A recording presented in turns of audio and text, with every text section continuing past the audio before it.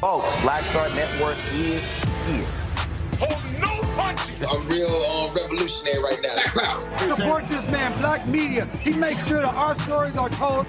Thank you for being the voice of Black America, Roland. Stay black. I love y'all. All momentum we have now, we have to keep this going. The video looks phenomenal. See, there's a difference between Black Star Network and Black-owned media and something like CNN. You can't be Black-owned media and be scared. It's time to be smart. Bring your eyeballs home. You dig?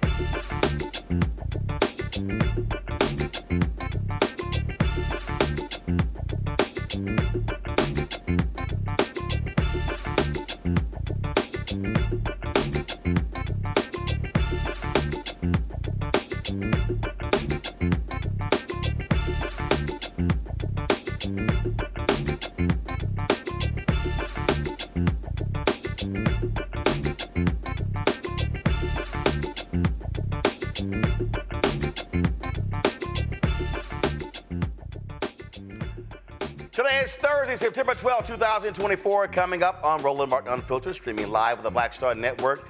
The Oklahoma Supreme Court denies a request to reconsider the Tulsa Race Massacre lawsuit dismissal.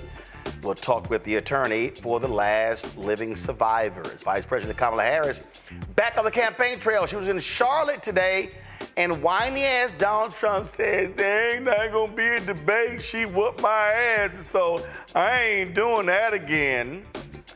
Caitlin Clark, oh Lord, these white folks are mad at her. We tried to tell y'all it wasn't all about basketball while these white folks were supporting Caitlin Clark.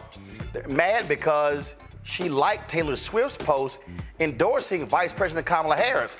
And if y'all want to see and hear an absolute deranged ass, crazy, unhinged white woman, wait until we show you how Megyn Kelly responded to Taylor Swift endorsing Vice President Kamala Harris.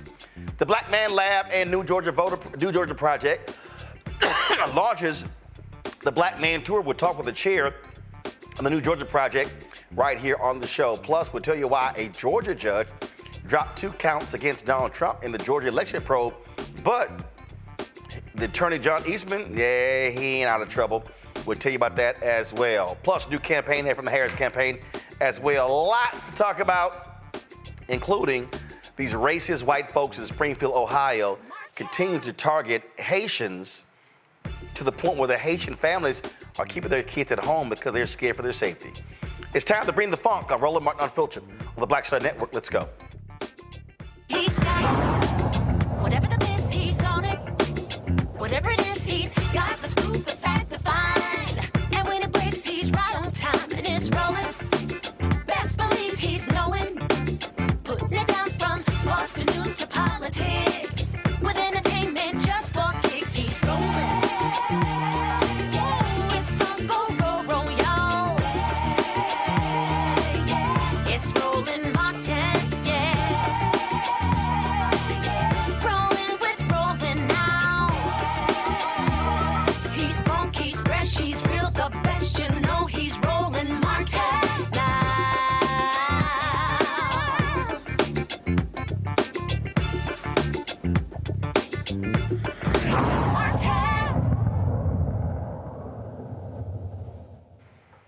All right, folks, Oklahoma Supreme Court rejected the request from the last 2 survivors of the 1921 Tulsa Race Massacre to reconsider their decision to uphold the dismissal of the lawsuit. In June, the state's highest court ruled against 110-year-old Viola Fletcher and 109-year-old Leslie Benningfield Randall, upholding a decision by a Tulsa District Court judge to dismiss the case. The survivors filed a public nuisance claim saying they, quote, continue to face racially disparate treatment and city-created barriers to basic human needs.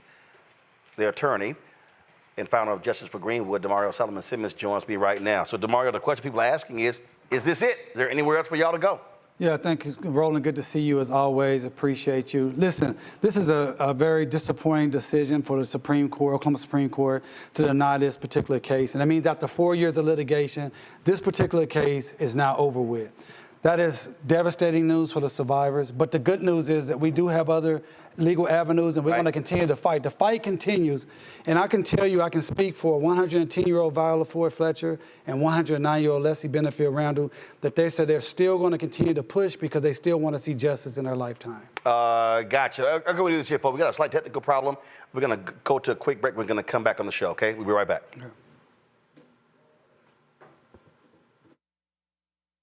He told us who he was. Should abortion be punished?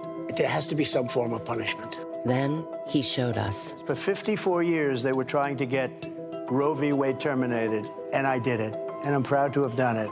Now Donald Trump wants to go further with plans to restrict birth control, ban abortion nationwide, even monitor women's pregnancies.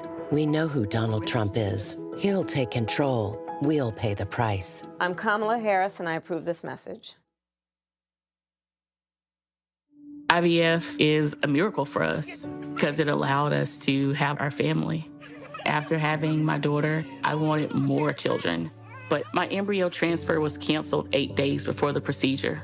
Donald Trump overturning Roe v. Wade stopped us from growing the family that we wanted.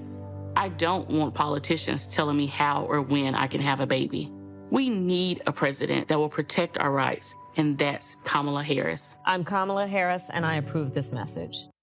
Here's a 78-year-old billionaire who has not stopped whining about his problems. Oh, she had a big crowd. Oh, the crowd. This weird obsession with crowd sizes. It just goes on and on and on.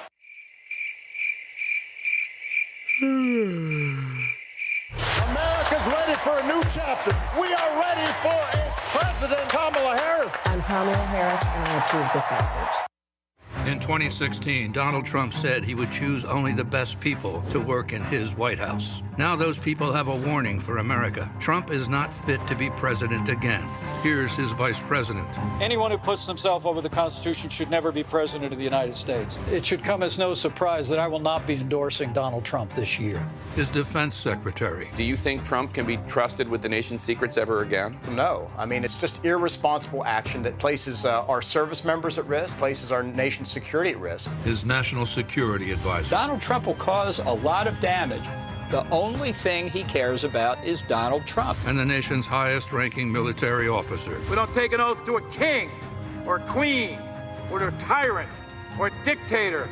And we don't take an oath to a wannabe dictator. Take it from the people who knew him best. Donald Trump is a danger to our troops and our democracy. We can't let him lead our country again. I'm Kamala Harris, and I approve this message. The overturning of Roe almost killed me. I had a blood clot in my uterus that caused my labor to have to be induced because of the overturn of Roe v. Wade. I wasn't able to get life-saving treatment sooner. I almost died. And that's because of the decision that Donald Trump made. I was able to get Roe v. Wade terminated, and I'm proud to have done it. The doctors and nurses were afraid that if they treated me in the incorrect way, that they would be prosecuted for that. And that's appalling. Donald Trump says that women should be punished.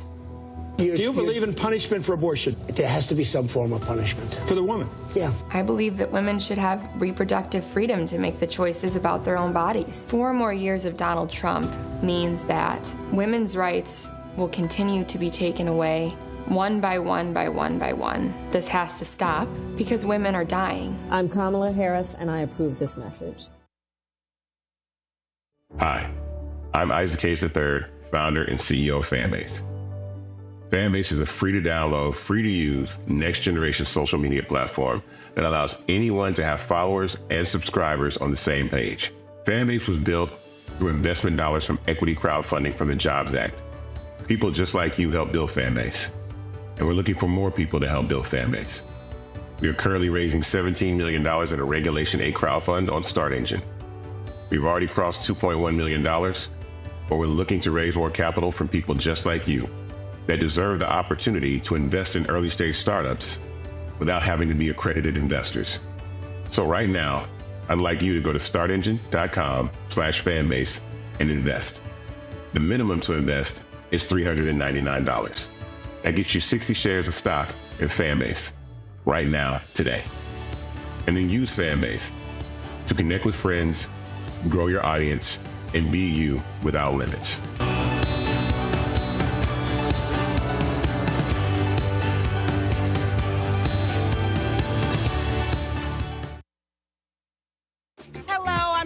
Mitchell, a news anchor at Fox 5 DC. Hey, what's up? It's Tammy Roman, and you are watching Roland Martin Unfiltered.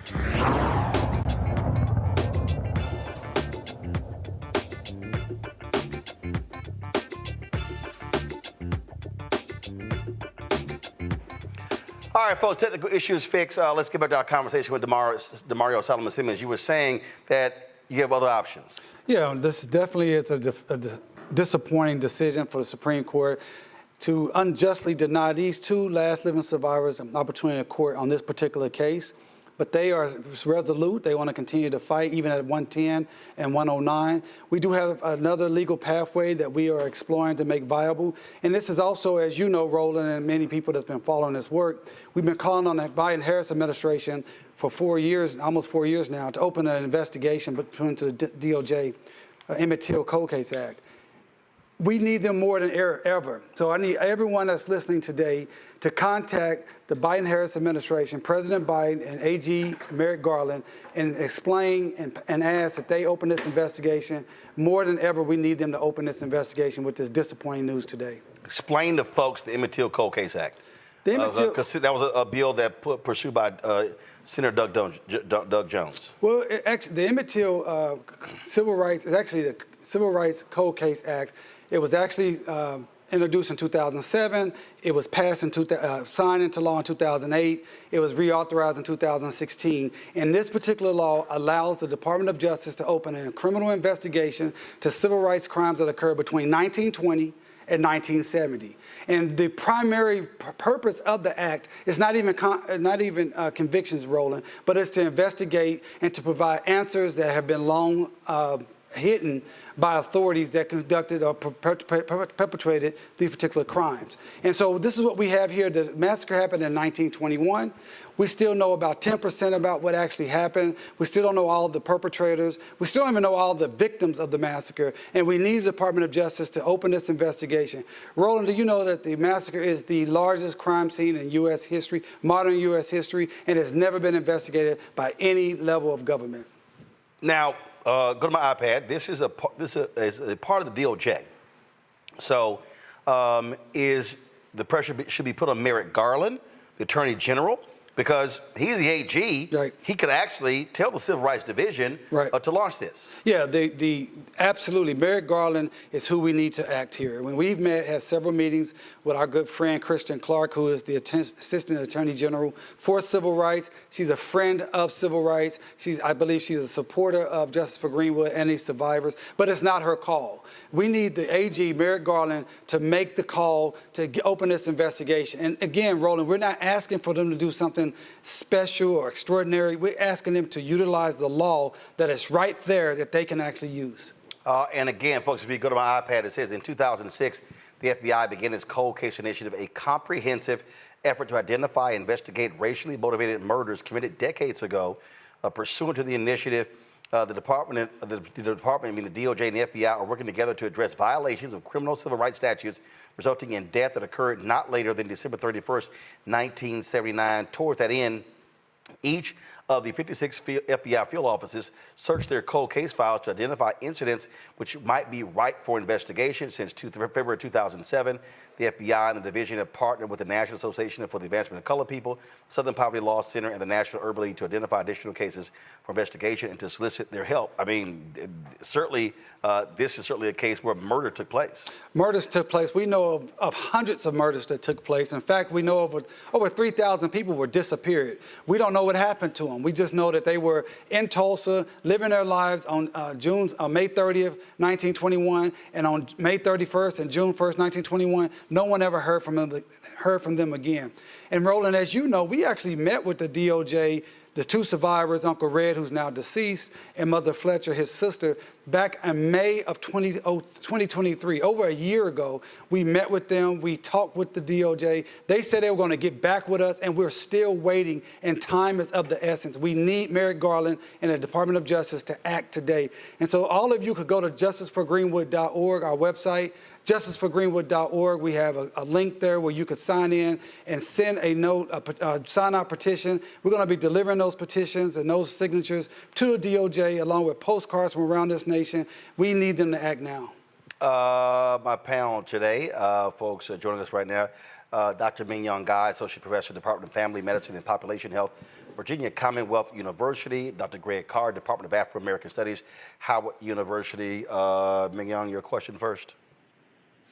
Yeah, I think one of the things that I wanted to ask you, and thank you for continuing on this work. This is incredibly important work, but I think it's important for the audience to know why is time of the essence? It sounds to me that the federal government is running out the clock, so to speak, because don't you have to have survivors of this massacre in order to have standing, or is that not the case? How does that come into play? Because these individuals are older, right?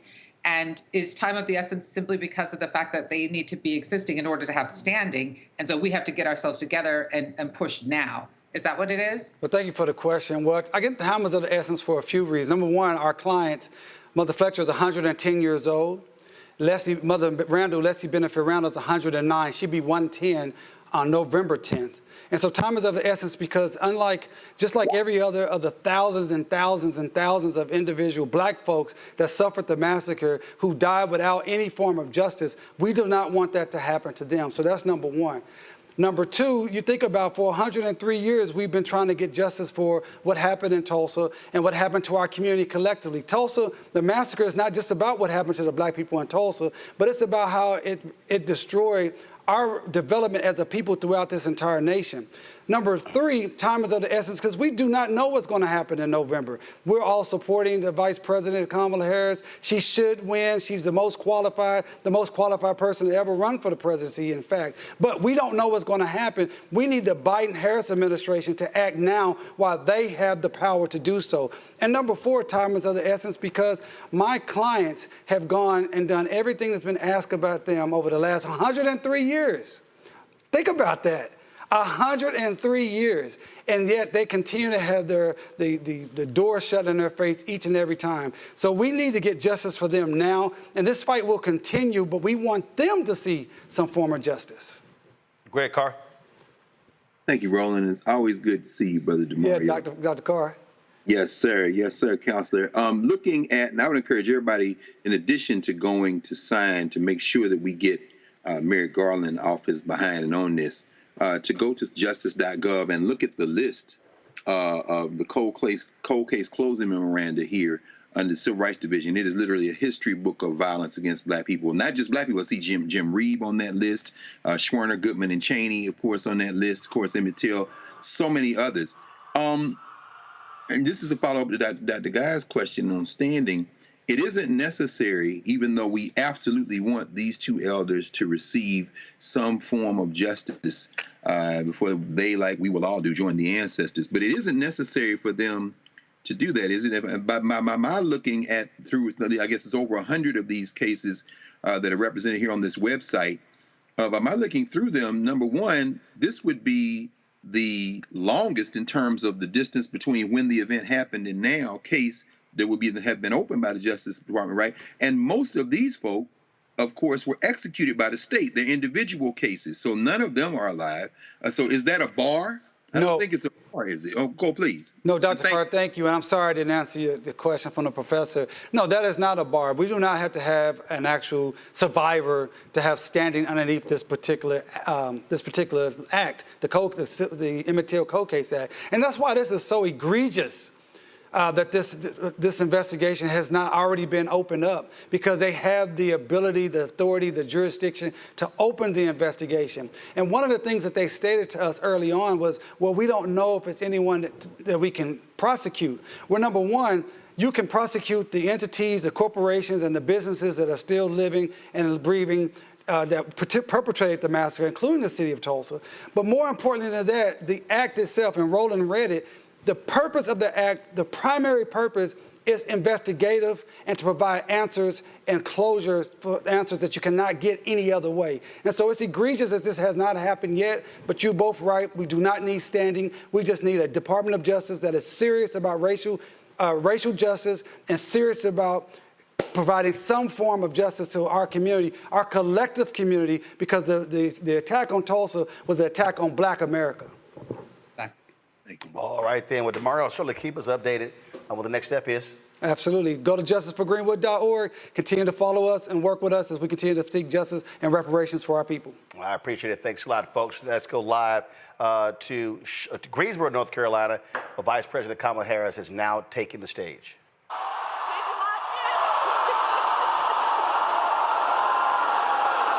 And look, I believe we owe it to have another debate.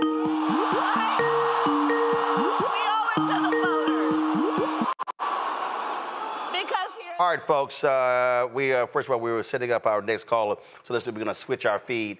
Give me 1 second. I'm going to go to a separate feed for Vice President. Okay, guys, go ahead and pull her up. America, like bringing down the cost of living, investing in America's small businesses, protecting reproductive freedom,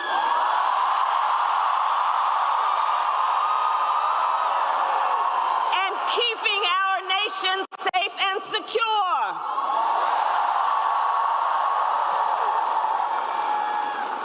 But that's not what we heard from Donald Trump. Instead, you know, and I called it at the beginning of the debate, it was the same old show. Same old tired playbook we've heard for years, with no plan for how he would address the needs of the American people. Well, folks, look, it's time to turn the page.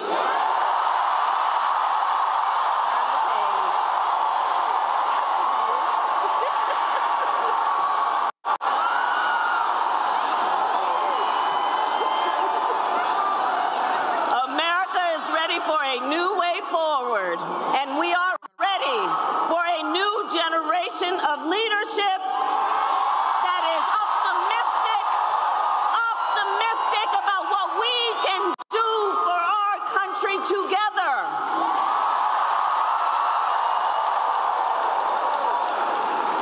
And that is why Democrats, Republicans, and independents are all supporting our campaign, because we agree.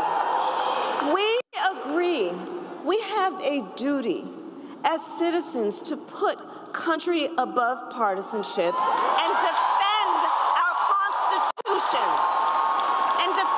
Constitution. And that is my pledge to you. I will always put country above party. From the courthouse to the White House, I have always fought for the people. Always fought for the people.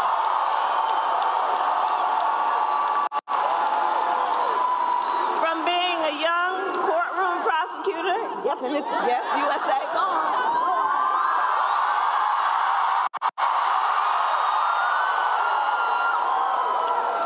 From being a young courtroom prosecutor in Oakland, California, I stood up for women and children against predators who abuse them. As Attorney General of California, I took on the big banks and delivered $20 billion for middle-class families who face foreclosure.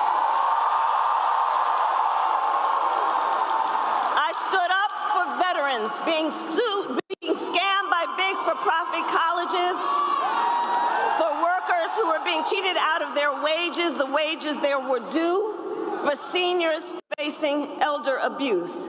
I will be a president for all Americans.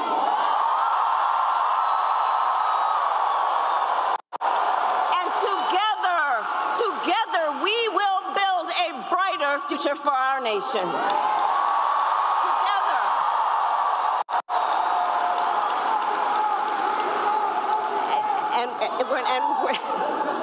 All right, Newt.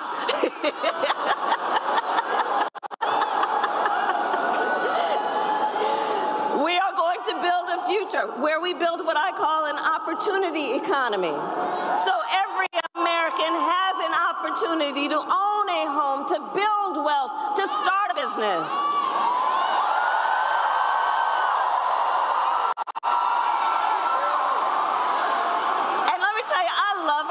Businesses. Are there small business leaders here? Raise your hand.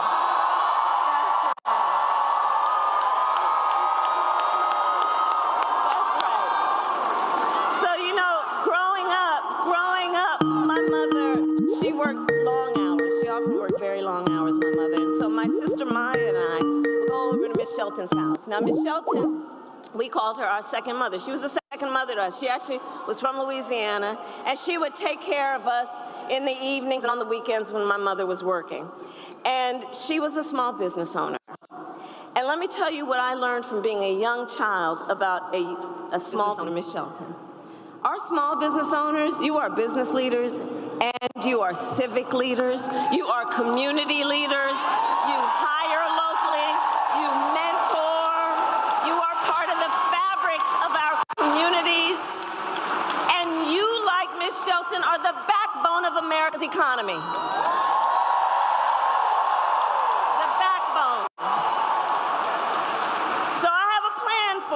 And my plan is to give a $50,000 tax deduction for startup businesses. Because I understand not everybody, like the person that was on the stage with me the other night, gets handed $400 million on a silver platter and then files for bankruptcy 6 times. Come on, come on. I know because look, my mother, she worked hard, she saved up, and it wasn't until I was a teenager she was able to buy our first home. I know the challenges that Americans and working people and families are having right now in terms of affordable housing. And we need to build more housing in America. So part of my plan, part of my vision for an opportunity economy is we are going to cut red tape and work with the private sector to build 3 million new homes by the end of my first term.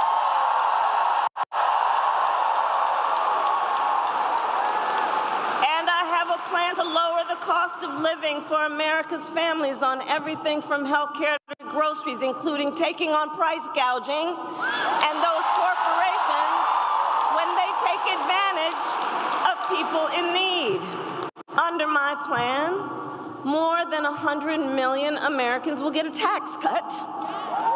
Thousands of dollars of your hard-earned money will go back in your pockets, including $6,000 during the first year of a child's life for young parents, knowing in that critical stage of your child's development, you might need a little help, not just to get by, but to get ahead. And I will always put the middle class and working families first. I know where I came from.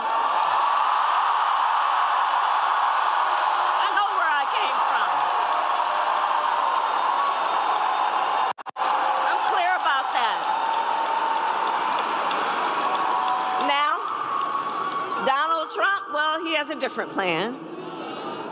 Just Google Project 2025. I see you have.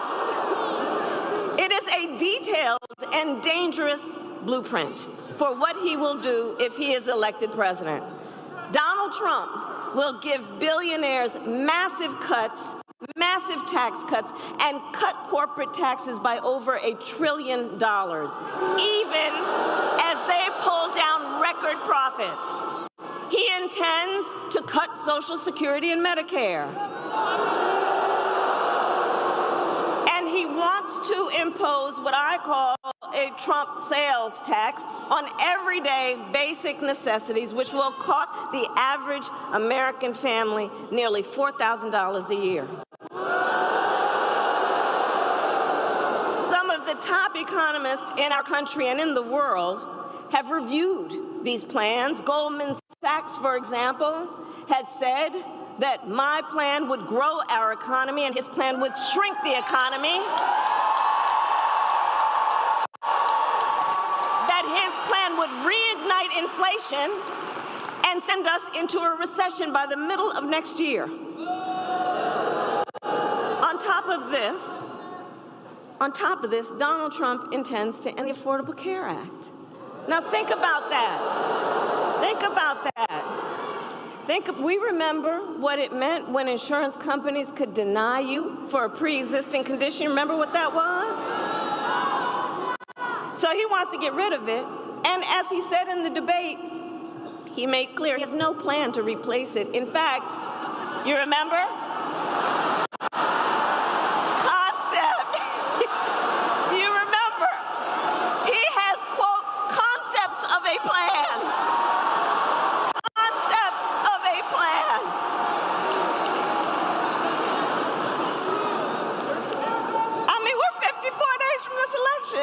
Concepts of a plan,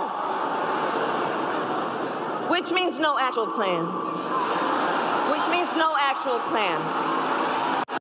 And 45 million Americans are insured through the Affordable Care Act. So understand what that means. He's going to end it based on a concept and take us back when folks were suffering, well, we're not going back.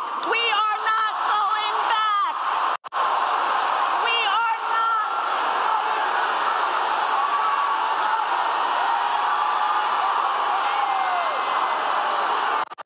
We're not going back. No, not going back. No, we together will move forward because ours is a fight for the future.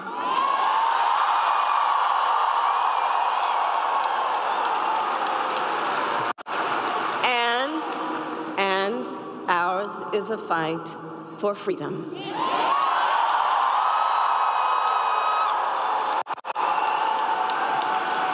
Like the fundamental freedom of a woman to be able to make decisions about her own body and not have her government tell her what to do.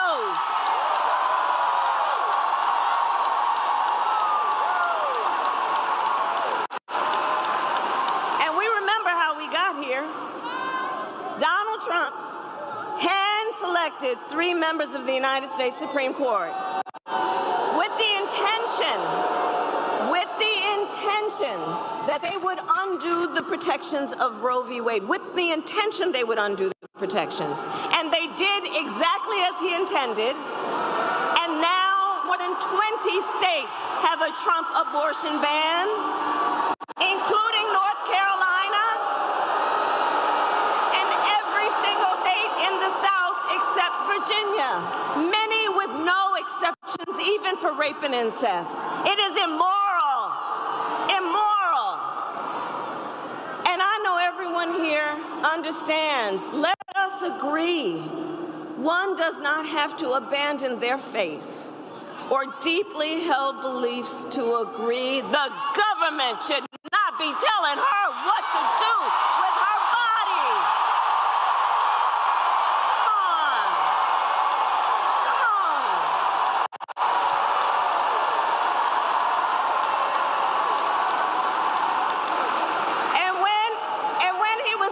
Tuesday night, Donald Trump refused to say that he would veto a national abortion ban. Well, when Congress passes a bill to restore reproductive freedom, as President of the United States, I will proudly sign it into law.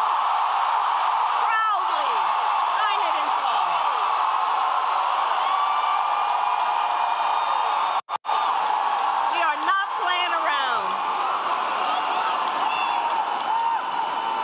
Across our nation, we are witnessing a full-on attack on hard-fought, hard-won fundamental rights and freedoms, like the freedom to vote, the freedom to be safe from gun violence,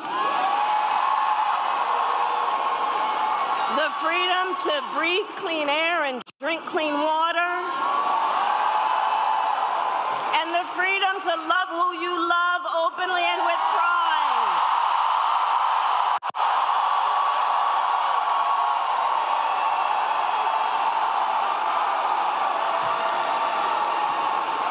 And here's the thing that I know about all of the North Carolinian leaders who are here. You know this so well, it's part of your DNA. Generations of Americans before us led the fight for freedom. Generations of Americans before us, many from right here, led the fight for freedom.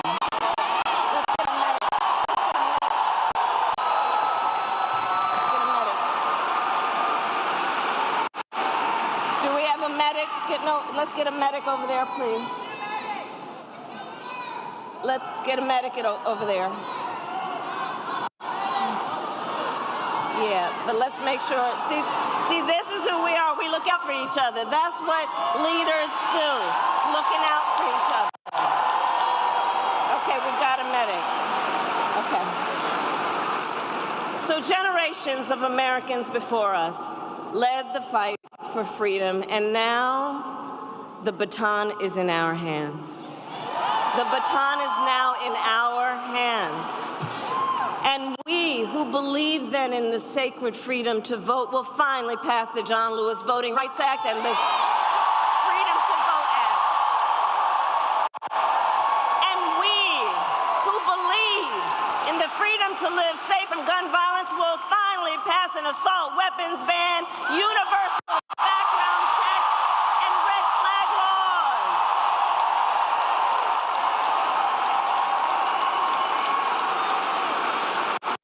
So much is on the line in this election. And we got this. We got this. But look, here's the thing. This is not 2016 or 2020. The stakes are even higher. Because 2 months ago, the United States Supreme Court basically told the former president that he will effectively be immune no matter what he does in the White House. Well, here's the thing. The courts will take care of that. Let's take care of November. How about that? All right?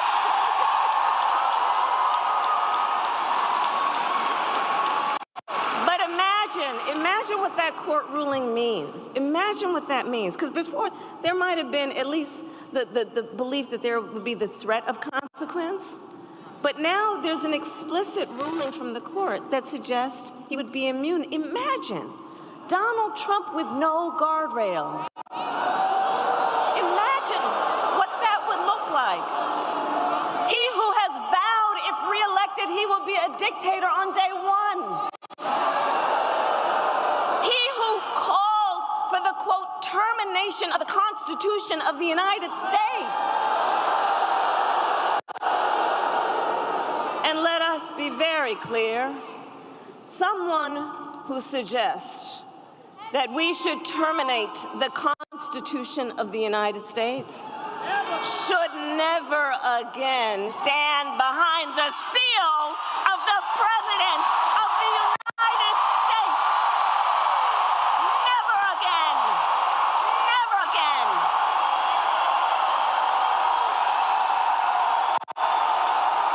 Never.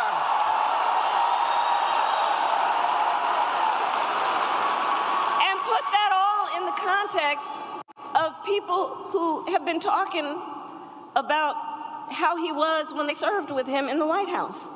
People who saw him every day. His national security advisor, his defense secretary, his chief of staff, and his vice president. All of whom have warned America, Donald Trump is not fit to be president of the United States.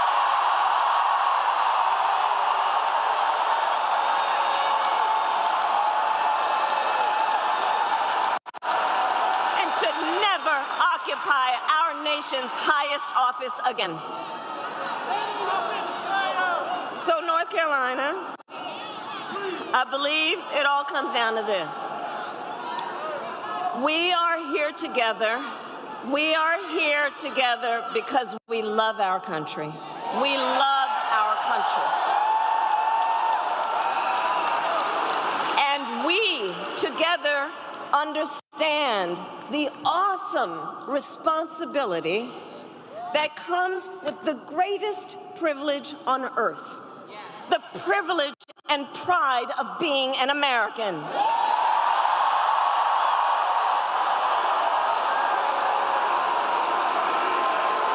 It's an awesome responsibility. That's right. That's right. That's right. That's right. And I do believe it is the highest form of patriotism to fight for the ideals of our country and to fight to realize the promise of America. And so, North Carolina, we have 54 days until Election Day. 54 days until Election Day. And just 35 days until early voting begins. it's not only the presidency that's on the ballot. There are many, many important races, like Josh Stein running for governor.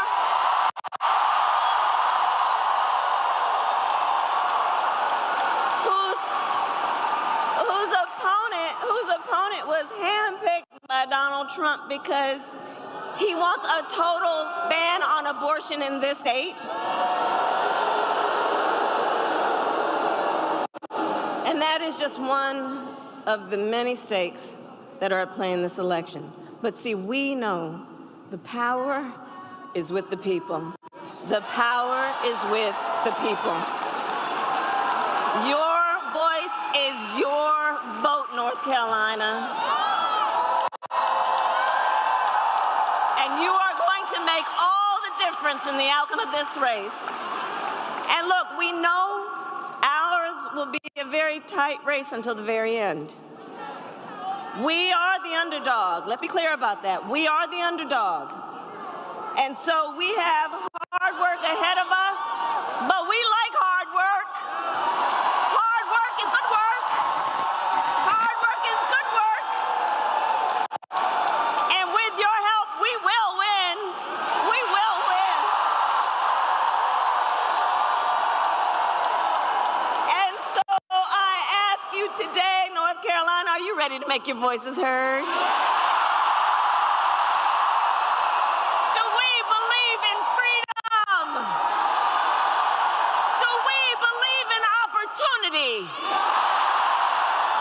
we believe in the promise of America? And are we ready to fight for it? And when we fight, we win. There you go. God bless you, and God bless America.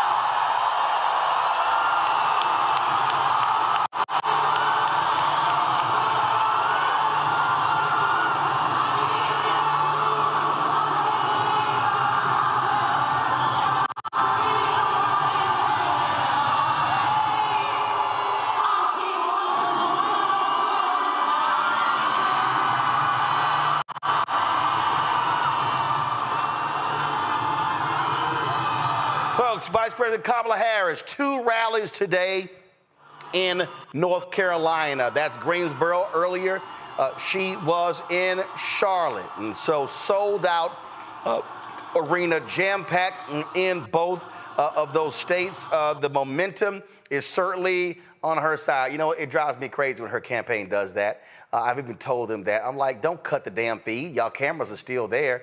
I told them that.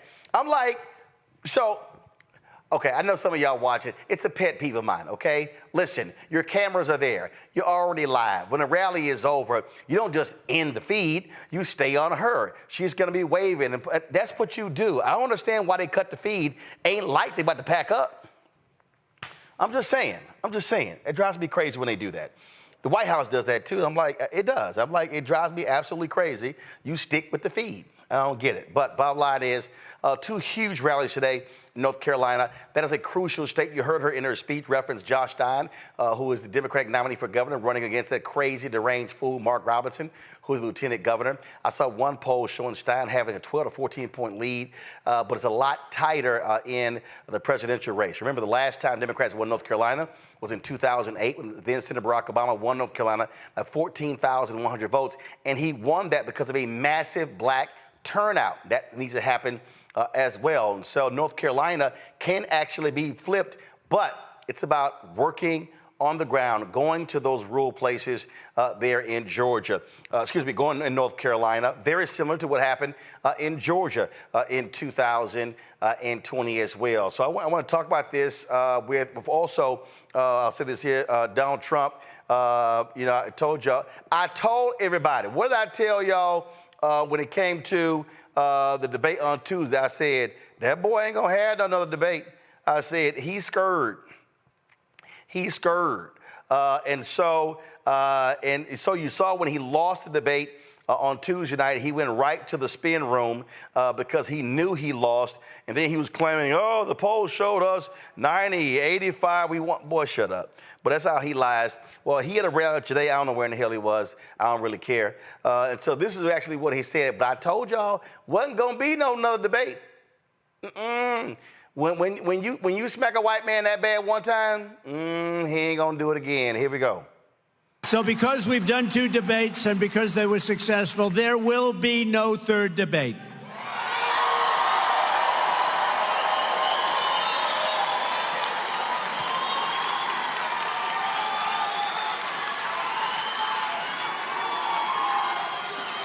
It's too late anyway. The voting's already begun. Yeah, see, what had happened was Vice President Kamala Harris, see, she brought some baby powder, and she smacked his ass like a pimp. And so that's actually what happened at the debate. Again, what has to happen, a repeat in Georgia, a repeat in North Carolina, that is turning out rural voters, turning out black men as well. My panel, of course, is Lauren Victoria Burke with NNPA, Black Press Youth of America. She joins us right now as well. Also, joining us on the show right now is Dr. Francis Johnson, chair of the New Georgia Project. And I'm gonna bring this together because you're starting your Black Male Tour. And when we had Christopher Toller on yesterday, and guys, bring up all 5 of us. When we talked about the numbers, I mean, the reality is she still has room to grow when it comes to black voters. And North Carolina, Lauren, I want to start with you. North Carolina, same as Georgia. You can't just focus on Charlotte, Greensboro, Raleigh, Durham. You really have got to go to the black belt of North Carolina. You got to go to those rural places, the places where they don't see people often. Vice President Kamala Harris, Governor Tim Walz, they were in Georgia for that rural tour. More of that has to happen because what they cannot do, a lot of those places have a lot of black votes, but you got to get them out. Yeah, and a lot of people that probably haven't seen a Democrat in a long time. Obviously, when they went to Georgia, they went to Savannah, which was a really, I think, a surprise to a lot of strategists. But here it is. I mean, when you have a really close race, and that race in Georgia promises to be close, and anything I think in North Carolina promises to be close, I think the Republicans have a problem with their top of ticket, Mark Robinson.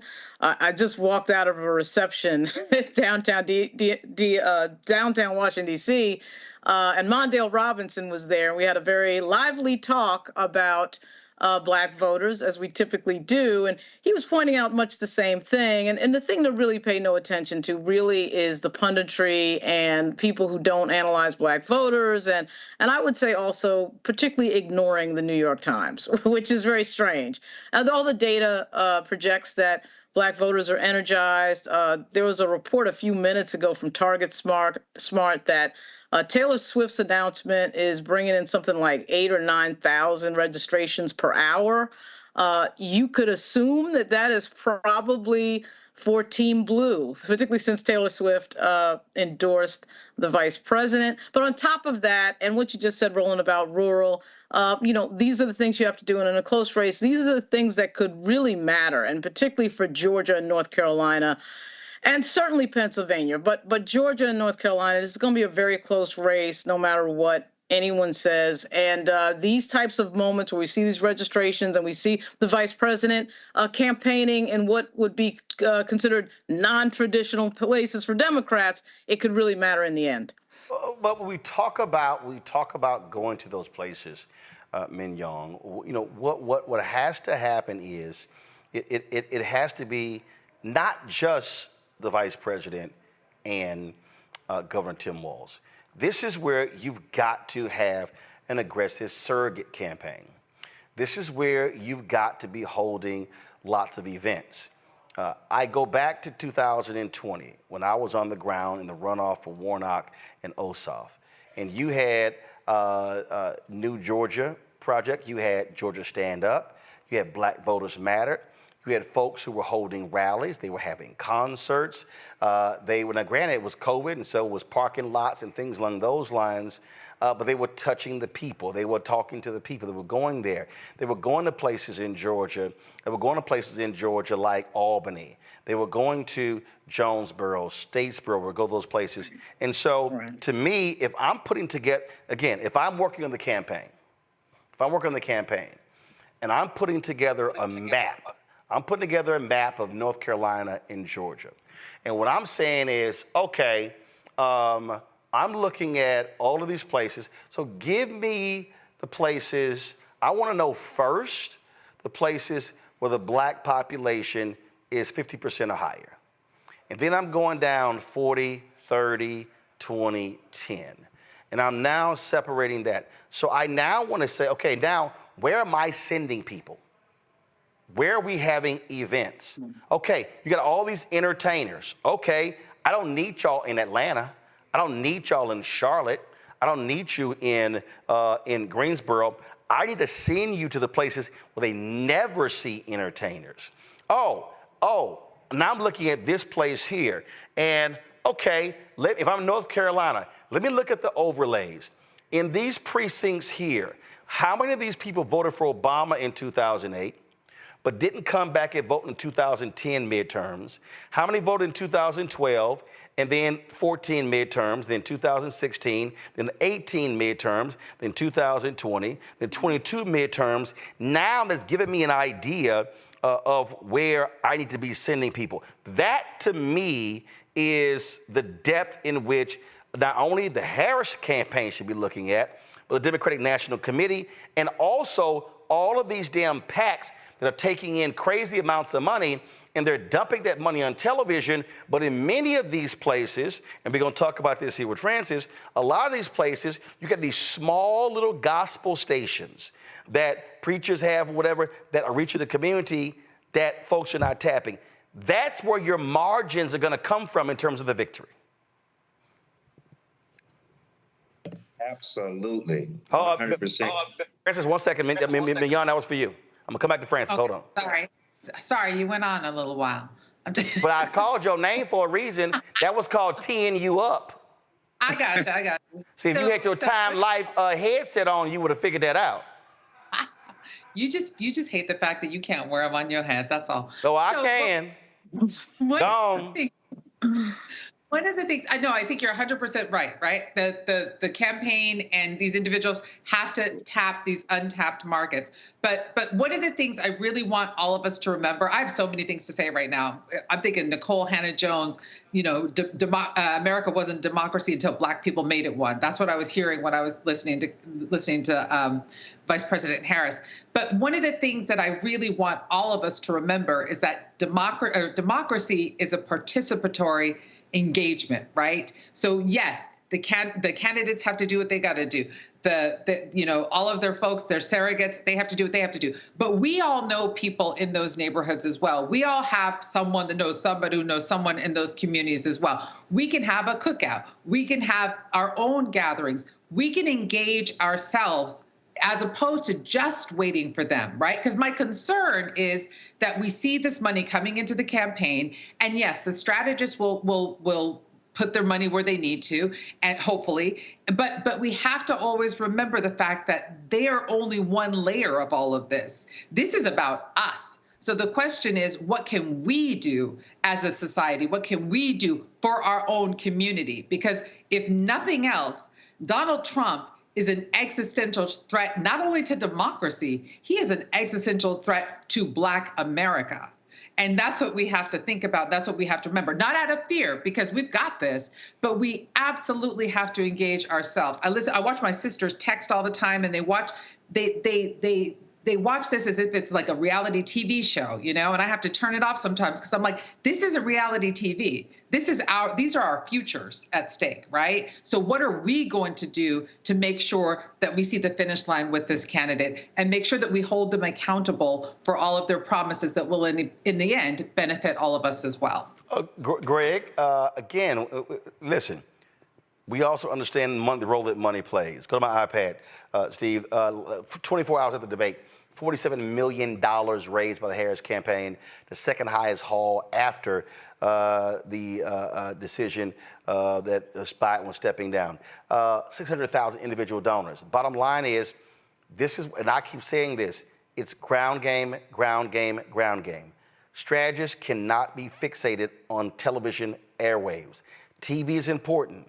Digital is important, but this is where you're going door to door. You're studying precinct numbers. You're touching people 4 and 5 times. You're explaining to them the policies. That's what is going to be the difference. And when you start adding up 500 here, 600 here, 300 here, right there, you're talking about that's 1,400 votes.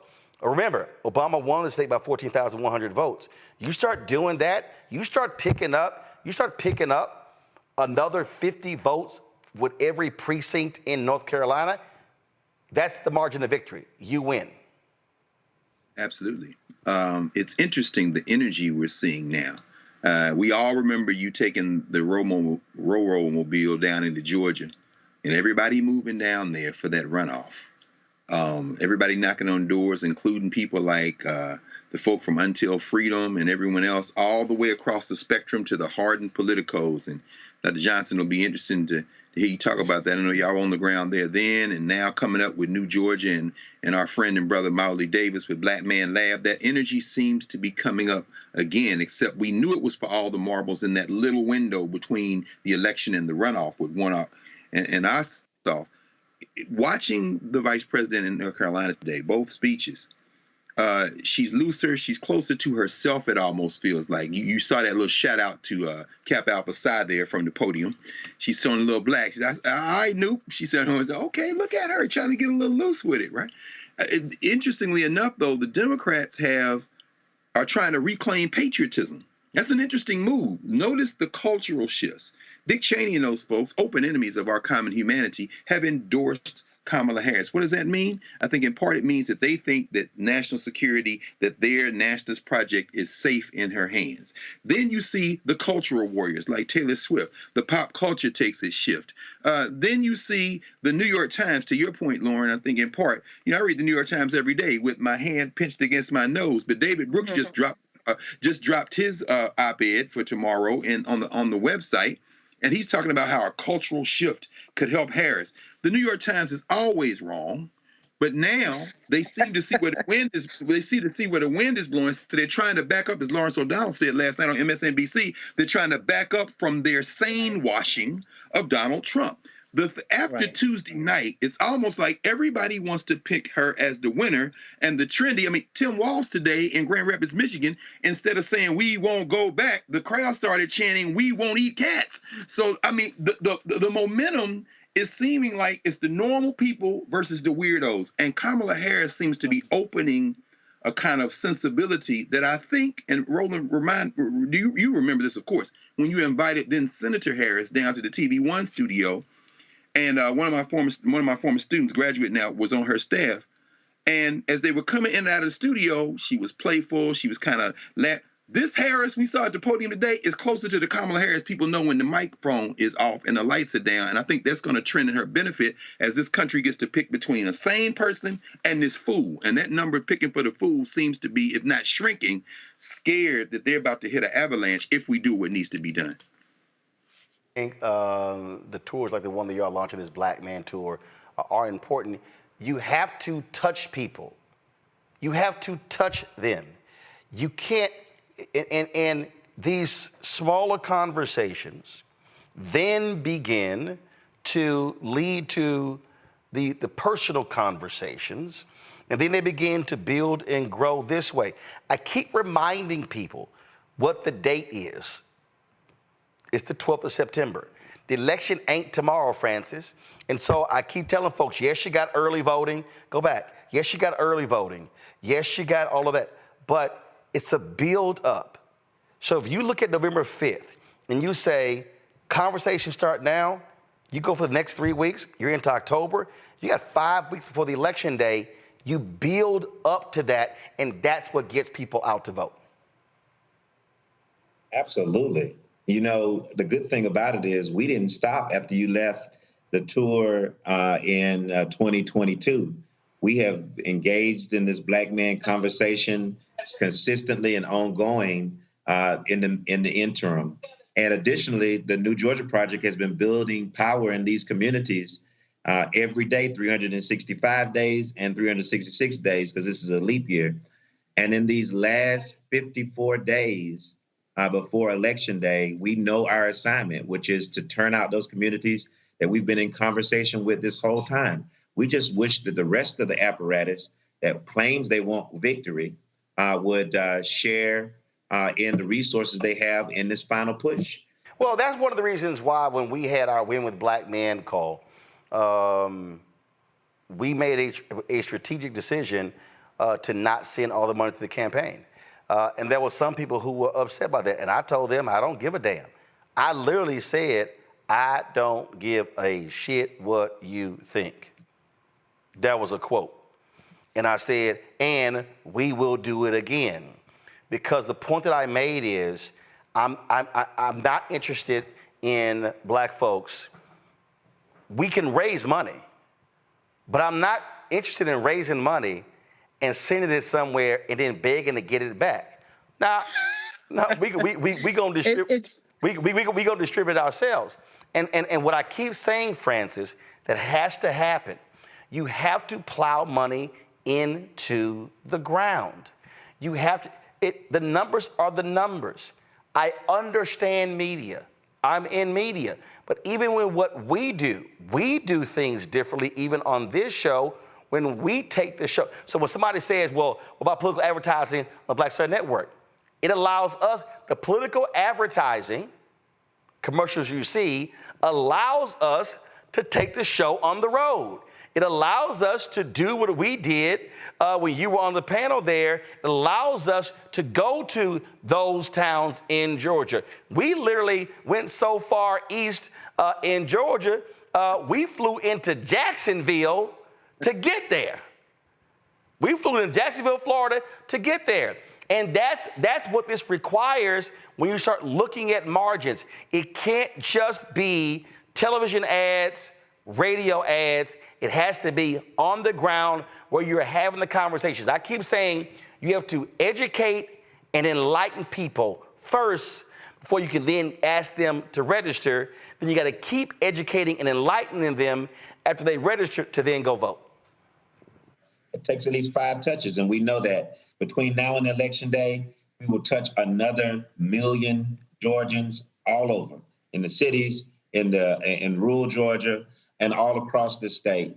We will engage in 250,000 phone banks run by D9, churches, mosques, temples, the Masonic Lodge. Tomorrow, we're convening the Black Men Lab Tour with the Prince Hall Masons, 10,000 strong in Athens, and a conversation around men, and that will continue for 13 cities. We will register another 10,000 folks for a total of 60,000 this election cycle alone. We understand that this cycle is important, and Donald Trump and Kamala Harris are on the ballot, but our families are on the ballot. And when you put that in front of the segments of our voting demographic, our new majority here in Georgia, that's important to Black men, Black women. It's important to all of the folks who need to turn out for the win to happen in Georgia again. The Black Man Tour that y'all are doing, first of all, how many towns, cities are y'all planning to hit? 13 cities across this state, starting in Athens. We'll go across all of those places you linked up earlier that have voting populations above 50%. And we'll include some places that normally wouldn't make that list, like Statesboro. That is the growing hub of a new area in South Georgia, where there's an investment from the Biden-Harris campaign in terms of solar and green energy, which is why there's an $8 billion electric vehicle plant being built there. You're seeing white farmers convert to solar farms, and make no mistake about it, they may have voted for Trump and the Republicans before, but they understand that the future of their solar farms now are in the hands of people who believe that there is a crisis in terms of our environment and that the green agenda makes sense for them, dollars and cents for them. So that's why she was in Savannah, because the largest investment in green energy in the South is 4 miles outside of Savannah in a place called Pembroke, Georgia. And so this makes sense for those who are on the ground. Now, if you want to spend all your money with Northeastern elite marketing firms who are going to tell you how to talk to Black people in Georgia, that's fine. If you really want to run a ground game that's going to make a difference, like an 11,779 vote difference, then come talk to us at the New Georgia Project and the Black Men Lab. The 13, which cities? So you mentioned Athens, you mentioned Statesboro. Augusta, Valdosta, Brunswick, where that tragedy happened with Ahmaud Arbery. Yep. Atlanta, we'll be out in Clayton County, in Gwinnett County, we'll be in Macon-Bibb, we'll be in Warner Robins, and in a couple of those stops, we will engage again. And so we'll touch some of those places across this tour map 26 times. 26 times this lab and this conversation will be engaged. That's in addition to our weekly lab that runs every week in Atlanta on Monday and Tuesday. All right, then. Well, look, I mean, this is what is needed, not just in Georgia, but also in North Carolina, in Arizona, hell, in Florida, in Texas. You have to have that level of engagement. I think it absolutely matters. Francis, we appreciate it. Thanks a lot. Thank you, sir. Going to go to a break. We'll be right back. We'll pick up on the conversation when we come right back. You're watching Roland Martin Unfiltered from the Black Star Network. Support the work that we do. Join the Bring the Funk fan club. So you're checking money order to P.O. Box 57196, Washington, D.C., 20037-0196. And let me also do this here. And Keenan, send me the information for the other Cash App. So come to me on this one. All right, kill the music. So let me explain to y'all what's going on with Cash App. And it's frankly, is really pissing me off. So Cash App, for some insane ass reason, decided to change their procedures. And so they now cap the number of transactions you can receive in a day, in a week, and in the month.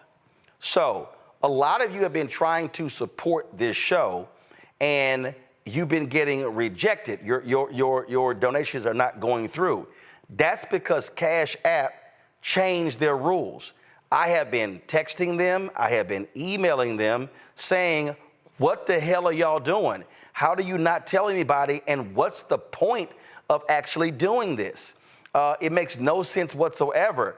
And so I don't get it, because it just makes no sense. Why would you cap how many transactions can happen a day? Now, if you're sitting here saying, oh, it's for fraud prevention, okay, but then you have other accounts that are accounts that allow transactions. And so again, we're trying to get them to raise it. And so I said to them, it was happening last week. We saw it last week. And then I said, listen, y'all let me know about Monday. Well, I said, I'm gonna start calling y'all out. So here's what we're gonna do. Y'all use something else other than Cash App. I'm telling y'all what Cash App is doing, okay? So here's what we had to do. We had to create additional, and I didn't want to do this. I did not want to create additional Cash App accounts, because then folks are like, well, I don't know which one is real, which one works or whatever. So this is a backup Cash App right here, which is $ Uncle Roro Martin. That's what that right there. So come on, go ahead and show it. So that's a backup Cash App. We have a third backup Cash App. And so we're trying to get them to change this stupid ass policy, because it's just dumb. It's just dumb. So, and so don't use our normal one, which is the one, don't use that one, because again, I mean, every time it gets blocked, I get a notification of it being blocked. And it just keeps happening. And this thing really started last week. It just makes no sense to me whatsoever why Cash App is doing this. And so, in fact, somebody tried to do a payment the last hour. Robin Thames tried to actually do a payment. Nope. Nope, got rejected. Victoria Herndon tried to give us her $50. She called it her tithe, got rejected. Michelle Chatham got rejected. Angela Arline got rejected because they're trying to give to our normal Cash App. So this is the backup Cash App. Here are the other forms that we accept electronically. PayPal. Okay, R. Martin Unfiltered. That's paypal.me/R. Martin Unfiltered. Venmo is /RM Unfiltered. Zelle, Roland at RolandSMartin.com, Roland at RolandMartinUnfiltered.com. And so we are putting pressure on Cash App. I'm about to post this. I need y'all to also tell Cash App what the hell are y'all doing because they need to change this. All right, folks, I'll be right back.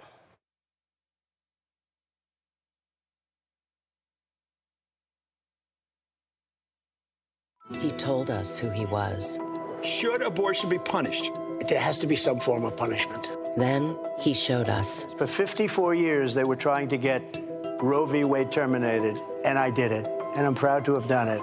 Now Donald Trump wants to go further with plans to restrict birth control, ban abortion nationwide, even monitor women's pregnancies.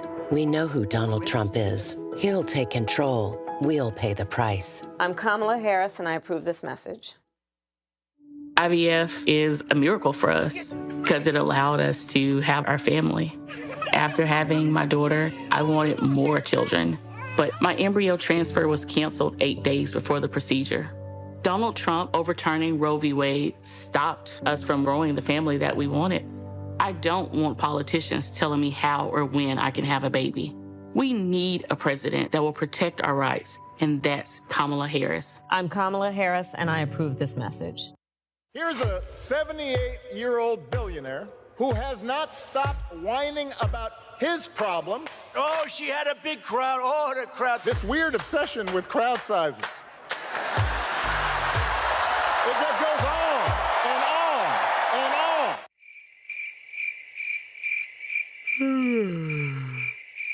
America's ready for a new chapter. We are ready for a President Kamala Harris. I'm Kamala Harris, and I approve this message. In 2016, Donald Trump said he would choose only the best people to work in his White House. Now those people have a warning for America. Trump is not fit to be president again. Here's his vice president. Anyone who puts himself over the Constitution should never be president of the United States. It should come as no surprise that I will not be endorsing Donald Trump this year. His defense secretary. Do you think Trump can be trusted with the nation's secrets ever again? No. I mean, it's just irresponsible action that places our service members at risk, places our nation's security at risk. His national security advisor. Donald Trump will cause a lot of damage. The only thing he cares about is Donald Trump. And the nation's highest-ranking military officer. We don't take an oath to a king or a queen or a tyrant or a dictator. And we don't take an oath to a wannabe dictator. Take it from the people who knew him best. Donald Trump is a danger to our troops and our democracy. We can't let him lead our country again. I'm Kamala Harris, and I approve this message. The overturning of Roe almost killed me. I had a blood clot in my uterus that caused my labor to have to be induced because of the overturn of Roe v. Wade. I wasn't able to get life-saving treatment sooner. I almost died. And that's because of the decision that Donald Trump made. I was able to get Roe v. Wade terminated, and I'm proud to have done it. The doctors and nurses were afraid that if they treated me in the incorrect way, that they would be prosecuted for that. And that's appalling. Donald Trump says that women should be punished.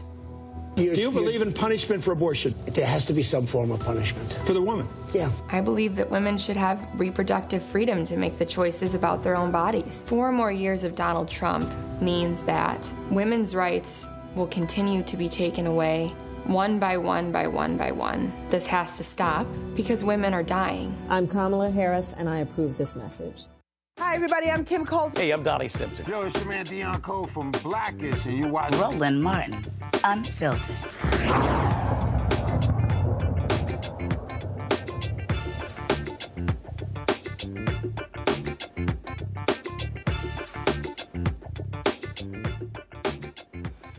The conversation we were just having about, again, how do you reach folks, really is a crucial one as we are now less than 60 days into the campaign. Lauren Victoria Burke, I want to go to you.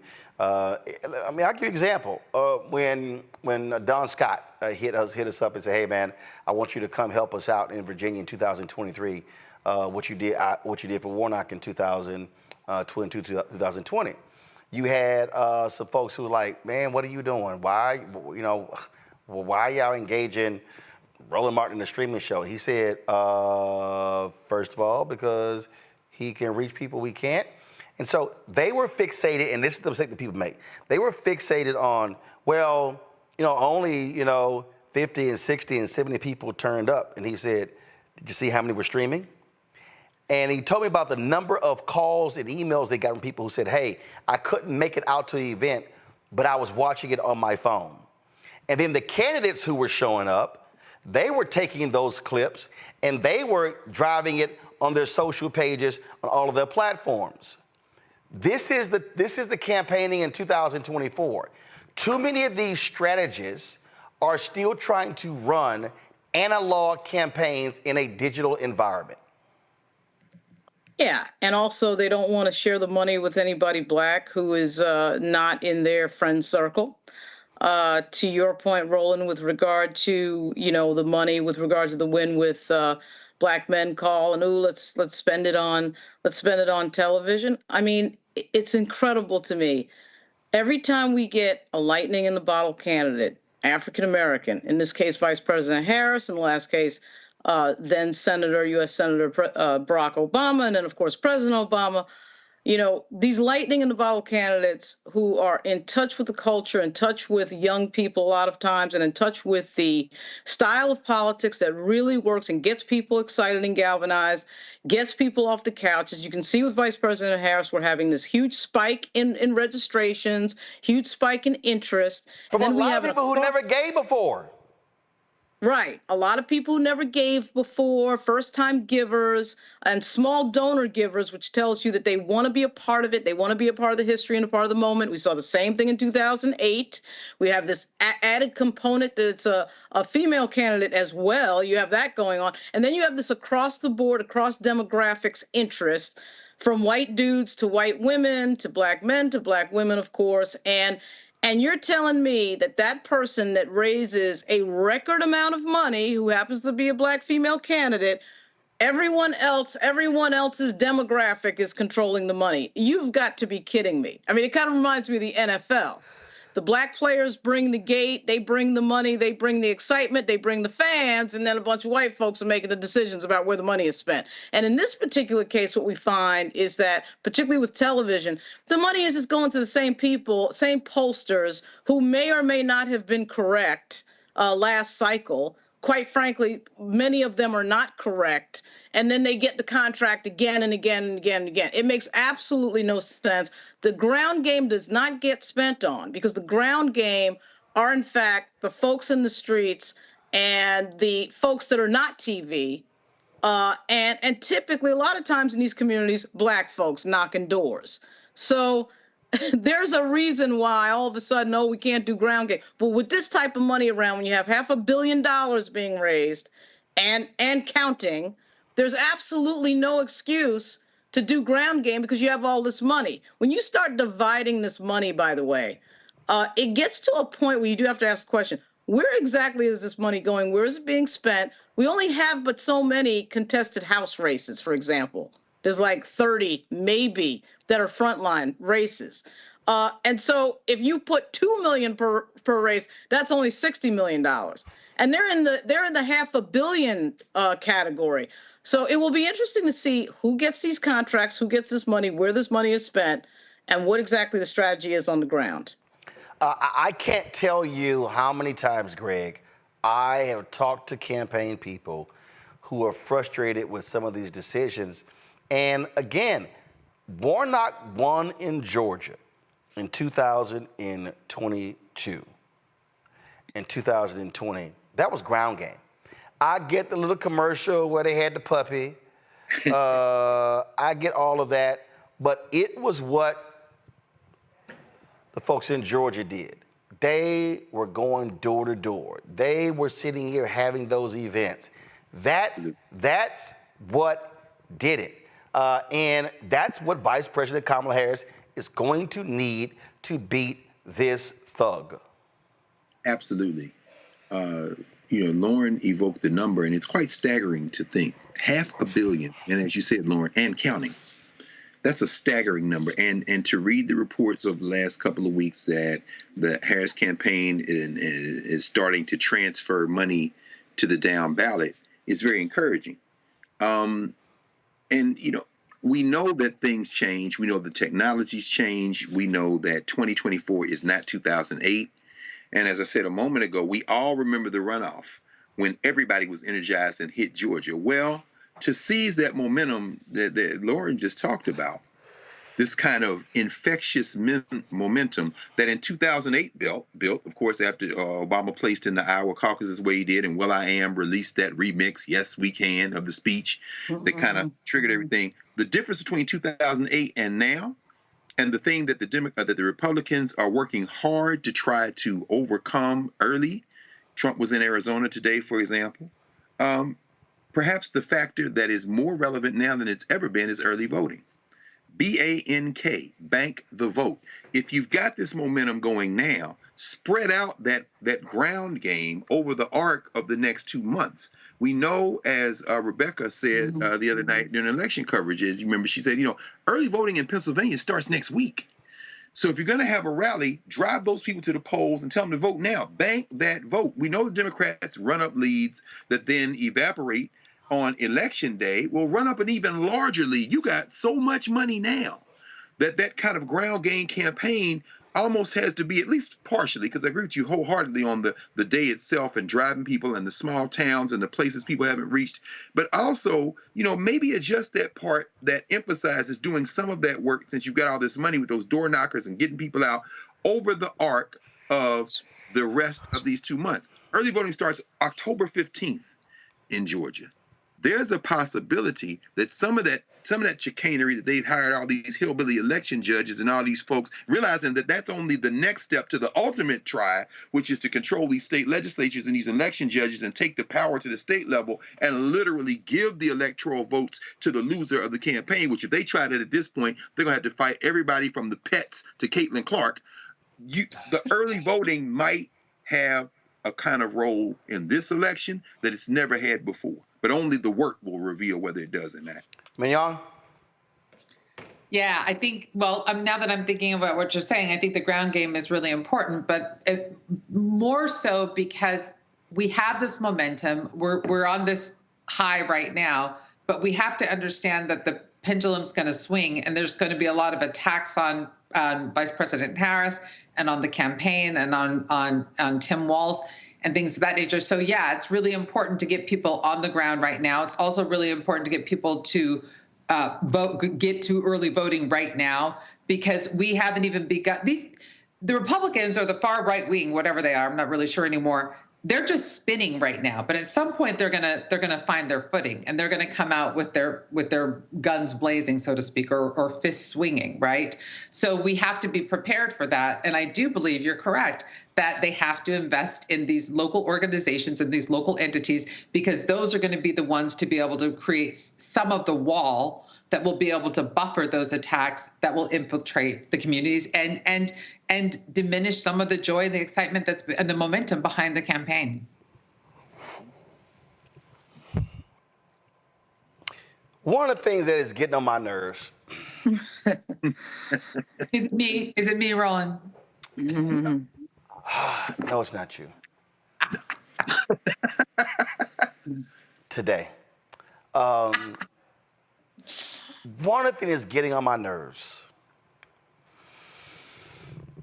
are these entertainers and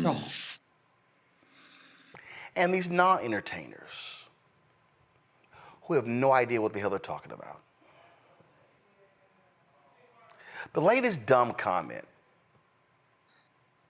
comes courtesy of Faison Love. I'm just gonna play this for you, and then I've got a few words on the other side. I tried to watch the presidential debate, and it just was boring.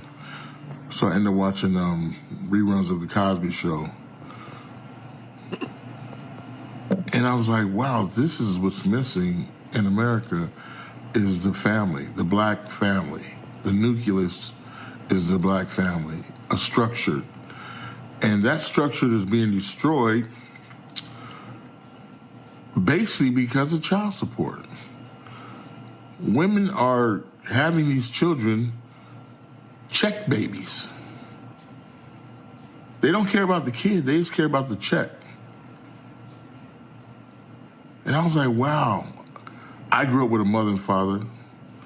I never heard my mother once say, I'm gonna leave you and put you on child support. I didn't know what child support was until I was 50 years old.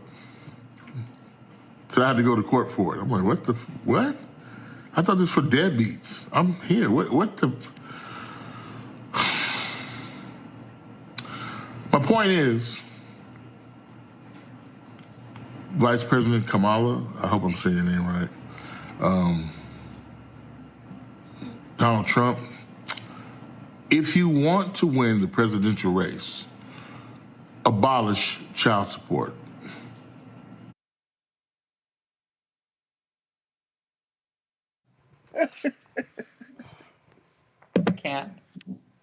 I can't. Okay. So, Faison Love says a lot of these women are having check babies. Check babies. Like Melania? So, are they impregnating themselves, Faison?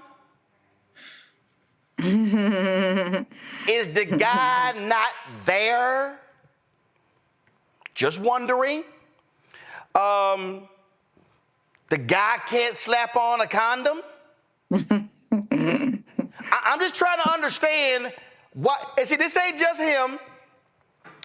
It's other men out there, black men, white men, Latino men, out there whining and complaining, man, this child support. Yo ass laid down, knocked the boots. It's called responsibility. But that's really not what I'm going to focus on. So Faison Love said, oh, no, go back, leave it. Faison Love said, I ain't watched the debate. It was boring. I put on the Cosby Show. But your ass should have watched the debate. Because maybe what you would have learned, Faison, is that the people running for president of the United States, that's federal. Let me ask you this, Faison. Have you ever seen somebody go to federal court for child support? Lauren, Greg, Mignon, have y'all ever seen somebody go to federal court for child support? No, sir. No. No. That means that if they went to court, it was state court. Yeah. That means, Faison, if you live in Georgia, and you know what, let me just look this up. Because see, we just had the example where Tyrese was in court complaining about child support and complaining about his ex-wife wanting more money. And what is, let's see here. This is the NBC story. Ruh-roh. Let me just pull this up. Ruh-roh. Go to my iPad. Don't do it. A judge in Georgia on Monday ordered actor and singer Tyrese Gibson jailed over his failure to make child support payments. Second paragraph, Faison. Fulton County Superior Court Judge Kevin M. Farmer found Gibson blah, blah, blah. Faison, Fulton County Superior Court Judge. That's the state. So if you, Faison, would like for child support to be abolished, then you and others are going to have to travel to 50 states in America and ask the legislature, not the governor, the legislature to outlaw child support. I keep telling y'all we need Schoolhouse Rock 2.0. Maybe we need Big Perm. Yikes. Passing out some ice cream so we all can learn civics. Faison and anybody else who desires for Donald Trump or vice, and her name is Kamala. Exactly. Your name is not Fusion. Yikes. Your name is not Futon. Your name is Faison Love.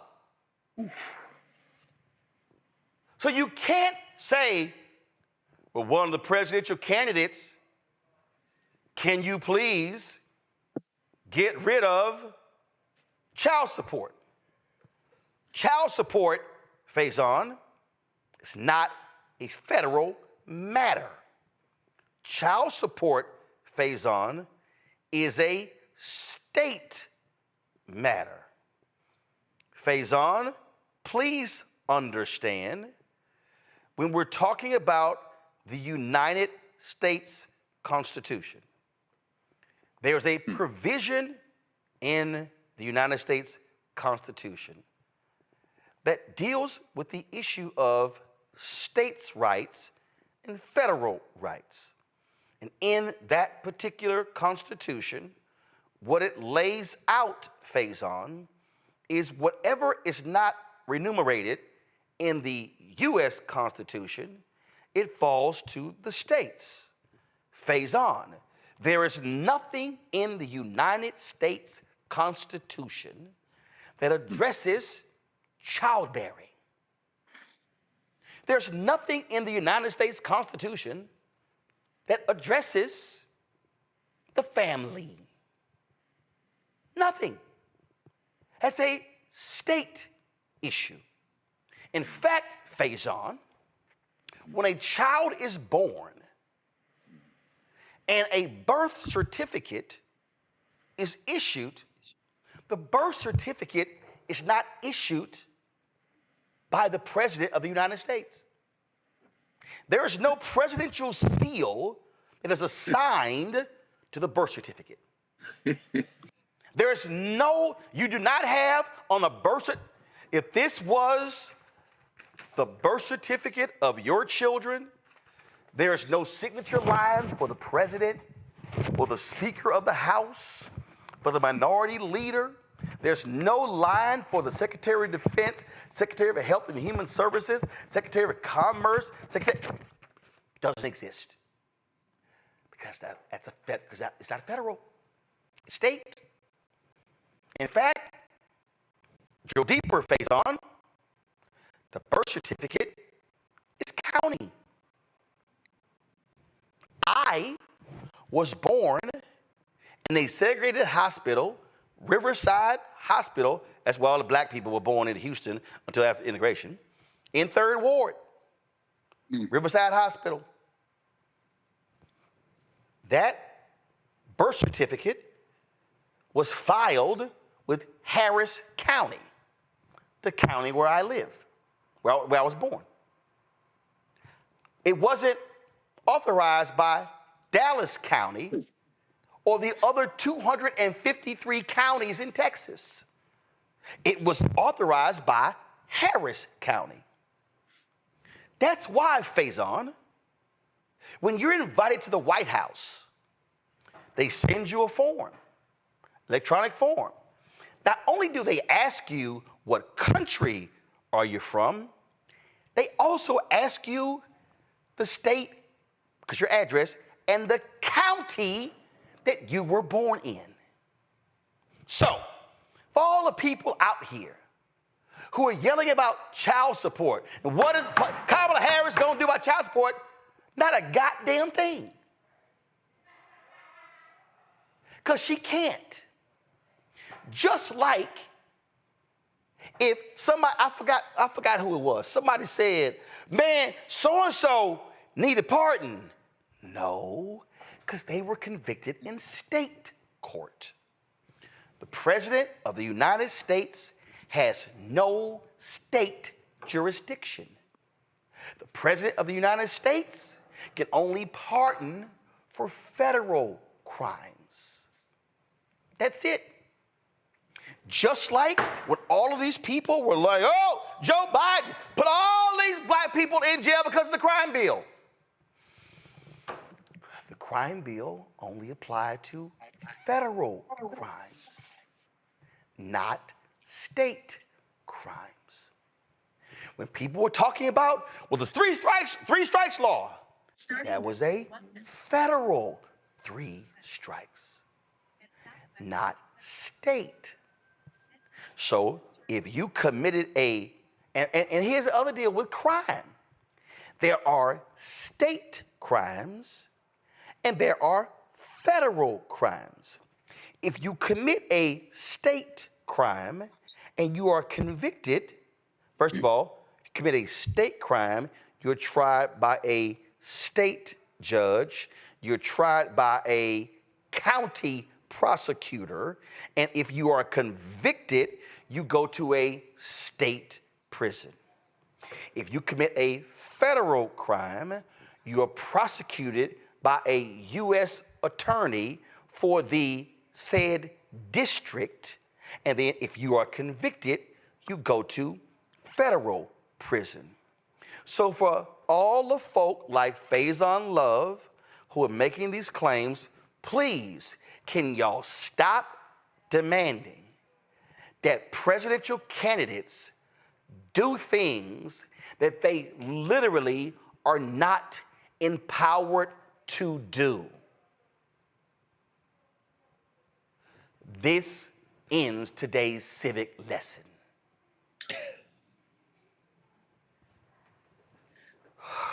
Damn! But Roland. Go ahead. Well, I'm with you 100%. And thank you, Professor Martin. But the thing that really scares me about yes, dude is a moron. Whatever he said was absolutely idiocy. Complete. And here's the deal. Maybe he didn't know, but my God. That's fine. Maybe he didn't know, but let me tell you what he did, what he could have done, which is very, very dangerous, right? So we have Kamala Harris that's talking about women's reproductive health and reproductive rights. We also know that Black women have the highest rates of maternal mortality and infant mortality, right? Black babies, Black mommies. We have to try to protect those people, those women, right? And this fool is over here talking about not wanting to pay for child support, right? So can you imagine somebody who's sitting at home and saying, yeah, he might be right. He might be right. Yeah, why do I even care about all that stuff? Because I will have to pay for child support anyhow. So maybe I don't want them to have that. What he's saying is dangerous. It's not just stupid. It's dangerous, and it endangers Black mothers and Black children, not just because of the check that he's talking about, but because of the fact that reproductive rights and reproductive health are on the ballot. That's why it's so dangerous. It's stupid, but it's dangerous, and that's the thing that we have to remember. And let me be real clear here, Lauren. I've covered for years what happens in state courts, They're called family courts. There are numerous examples where men get screwed in family court. I've covered these stories in Houston, in Dallas, in Chicago. But the reason these family courts are there is because there are women who have been stiffed by men. There are men who will lay down and get them some, and they get off after they are done after 30 seconds or a minute, and then that produces a child, and you don't see them for 20 years or the rest of their lives. The system was set up because there are people, and Faison says, well, he said, I thought that child support was for deadbeat dads. No. It was to establish an economic base to care for the child. Now, there are men who say, I think that's too much money. You have a system that bases upon one's income and things along those lines. But this notion that Vice President Kamala Harris or Donald Trump or any of the 100 United States senators or any of the 435 House members can abolish child support is crazy. Yeah, I mean, obviously there's a lack of teaching of civics in the United States. I actually happen to have a family court judge in my family in New York, and one day I went in and sort of just watched her do her cases, and that was quite a fascinating time, as you might imagine. A lot of them are divorce custody cases, and very fraught with a lot of emotional stuff that goes on. But quite frankly, where individuals don't want to pay health care, don't want to pay for school, don't want to pay for food, don't want to pay for a lot of stuff that has to be done to care for that child. That's why the family court was established. Yeah, well, in the family court as well, the biggest thing is when you just have a couple that breaks up and nobody can decide on where the kids are going to live and what the visitation rules are. And that, of course, is fraught with peril. And my relative, who's a judge, has to walk around the courthouse with a guy with a big gun around his shoulder in the courthouse, not outside the courthouse, in the courthouse, because, of course, these are extremely emotional cases. And there have been courthouse shootings in family courtrooms. Yeah. And so for me, but I'm sort of off the bus the minute you start talking about not paying, either the system not paying or one of the folks involved in creating that child not paying. And I'm out of that discussion, because when we do not support our children and economically support our children, we pay on the back end in a big way and an expensive way, usually. Particularly in cases of broken homes and, incarceration, all of that. Truancy is extremely expensive. We certainly have the money to do everything else, particularly sending money overseas. So all of this whining and complaining about, oh, my God, we're spending money. The average food stamp allotment in this country is still under $100 per month. It's not like we're giving millions of dollars to poor people, particularly people who are single parent families who are raising a child. And that's why the income tax credit, the child tax credit, was such a huge deal, lifted a bunch of kids out of poverty. So the entire discussion around, oh, somebody's a deadbeat, I mean, it's ridiculous. We're a rich nation, and we should take care of our folks. So, I don't know. But again, a rich nation doesn't take care of our folks. That's a whole different conversation. Mm-hmm. These are individuals who impregnated women who result is a child. And again, Greg, okay, guess what? Faison, you may not realize that. But I need a lot of people in this country to understand that you can't make demands of a Vice President Kamala Harris or Donald Trump that they have no jurisdiction over. Just like you can't demand of the county commissioner where you live, county commissioner, you got to fix these schools. If I don't have jurisdiction over the schools, I can't fix the schools. Now, there may be a school board Does that school board have jurisdiction? Just like, and again, I'm helping all the people out here who don't realize this, okay? I'm taking Washington, D.C. out of the conversation because this is the District of Columbia. It's not a state, it's a city, but it's a city that actually has a mayor, the city council, but federal Congress has oversight because it's a district. So I'm gonna go back to Houston. I'm gonna go back to Riverside Hospital. Scott Street is a prominent street in 3rd Ward, Houston.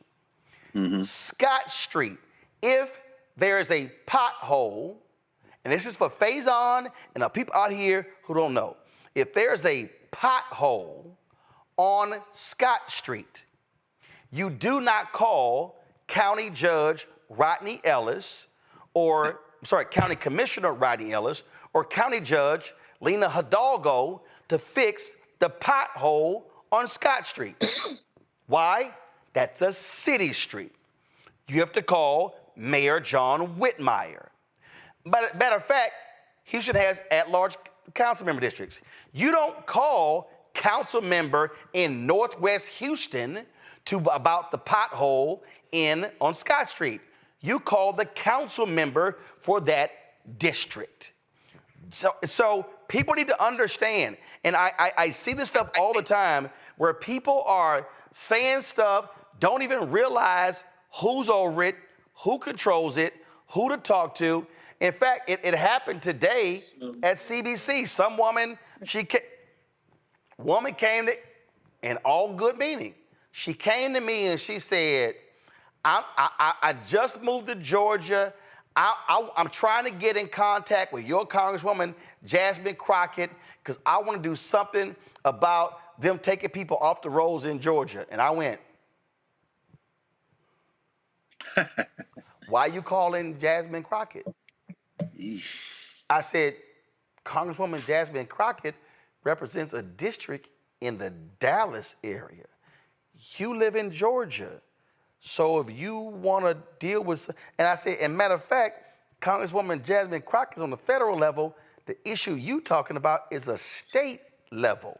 And I literally said, sister, if you want to lend your talents, I said, call Georgia Stand Up, a grassroots organization in Georgia. I said, but you in Georgia calling the Congresswoman in Texas to deal with a Georgia problem, that ain't gonna work. That's what we're doing. People, it's civics 101, Greg. It is. It is. And well, what did she say when you gave her that response? Oh my God, I got all this confused. Thank you. You're right. I said, call Georgia Stand Up.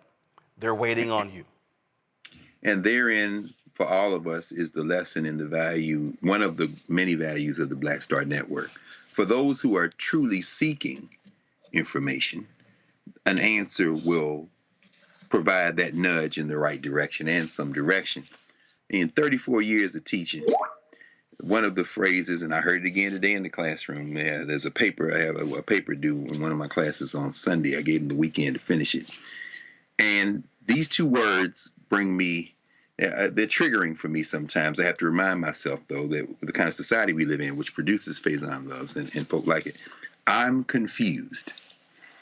I said, to be confused, you have to have a solid position. So what's your position against which what I've said doesn't make sense? And that's when typically when people say they're confused, it's like Faison saying he's bored.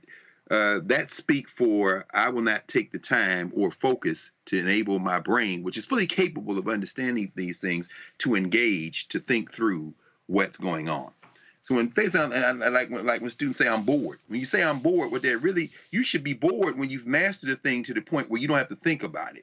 Not when you have looked at a thing and said, I don't understand. You got to use your words here. Now I'm saying all that as this backdrop. That sister heard what you had to say and made the course correction because she's legitimately trying to figure out what's going on.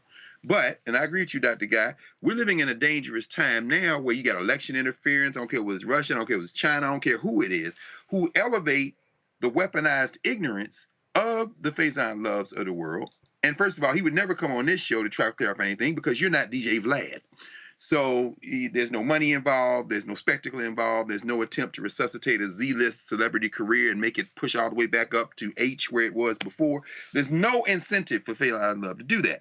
Plus, we know there, but for the grace of God, goes everybody who, God help any of us, might fall into a situation in life where they just feel hopelessly overmatched. And people in this country look at politicians like celebrities. And this, again, is where I think we're going with this.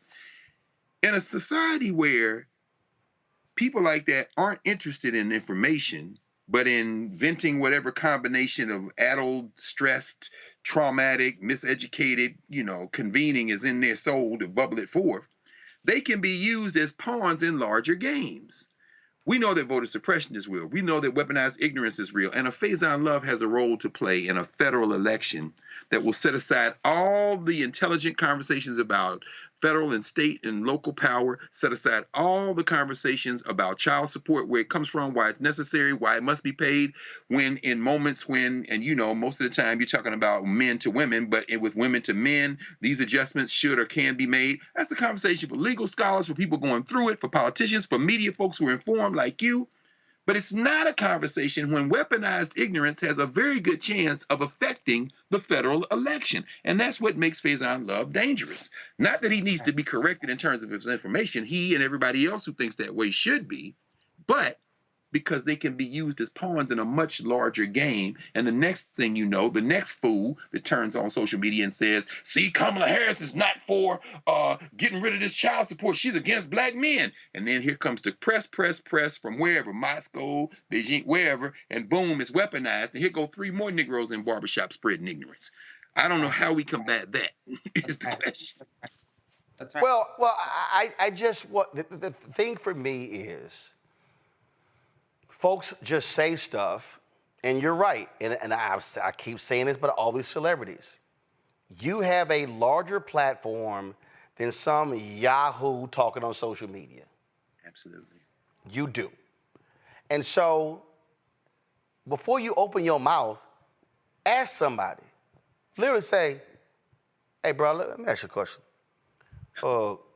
Could Vice President Kamala Harris or Donald Trump or Joe Biden, could they get rid of child support? No. Now, it's also important, make sure you ask somebody who knows what the hell you're talking about. So you know what, matter of fact, let me just give this advice to Faison Love and anybody else. I want you to go through life as if this is the game Who Wants to Be a Millionaire. And now remember the game Who Wants to Be a Millionaire? Remember they had Phone a Friend? Now, Lifeline. Now, every single one of us know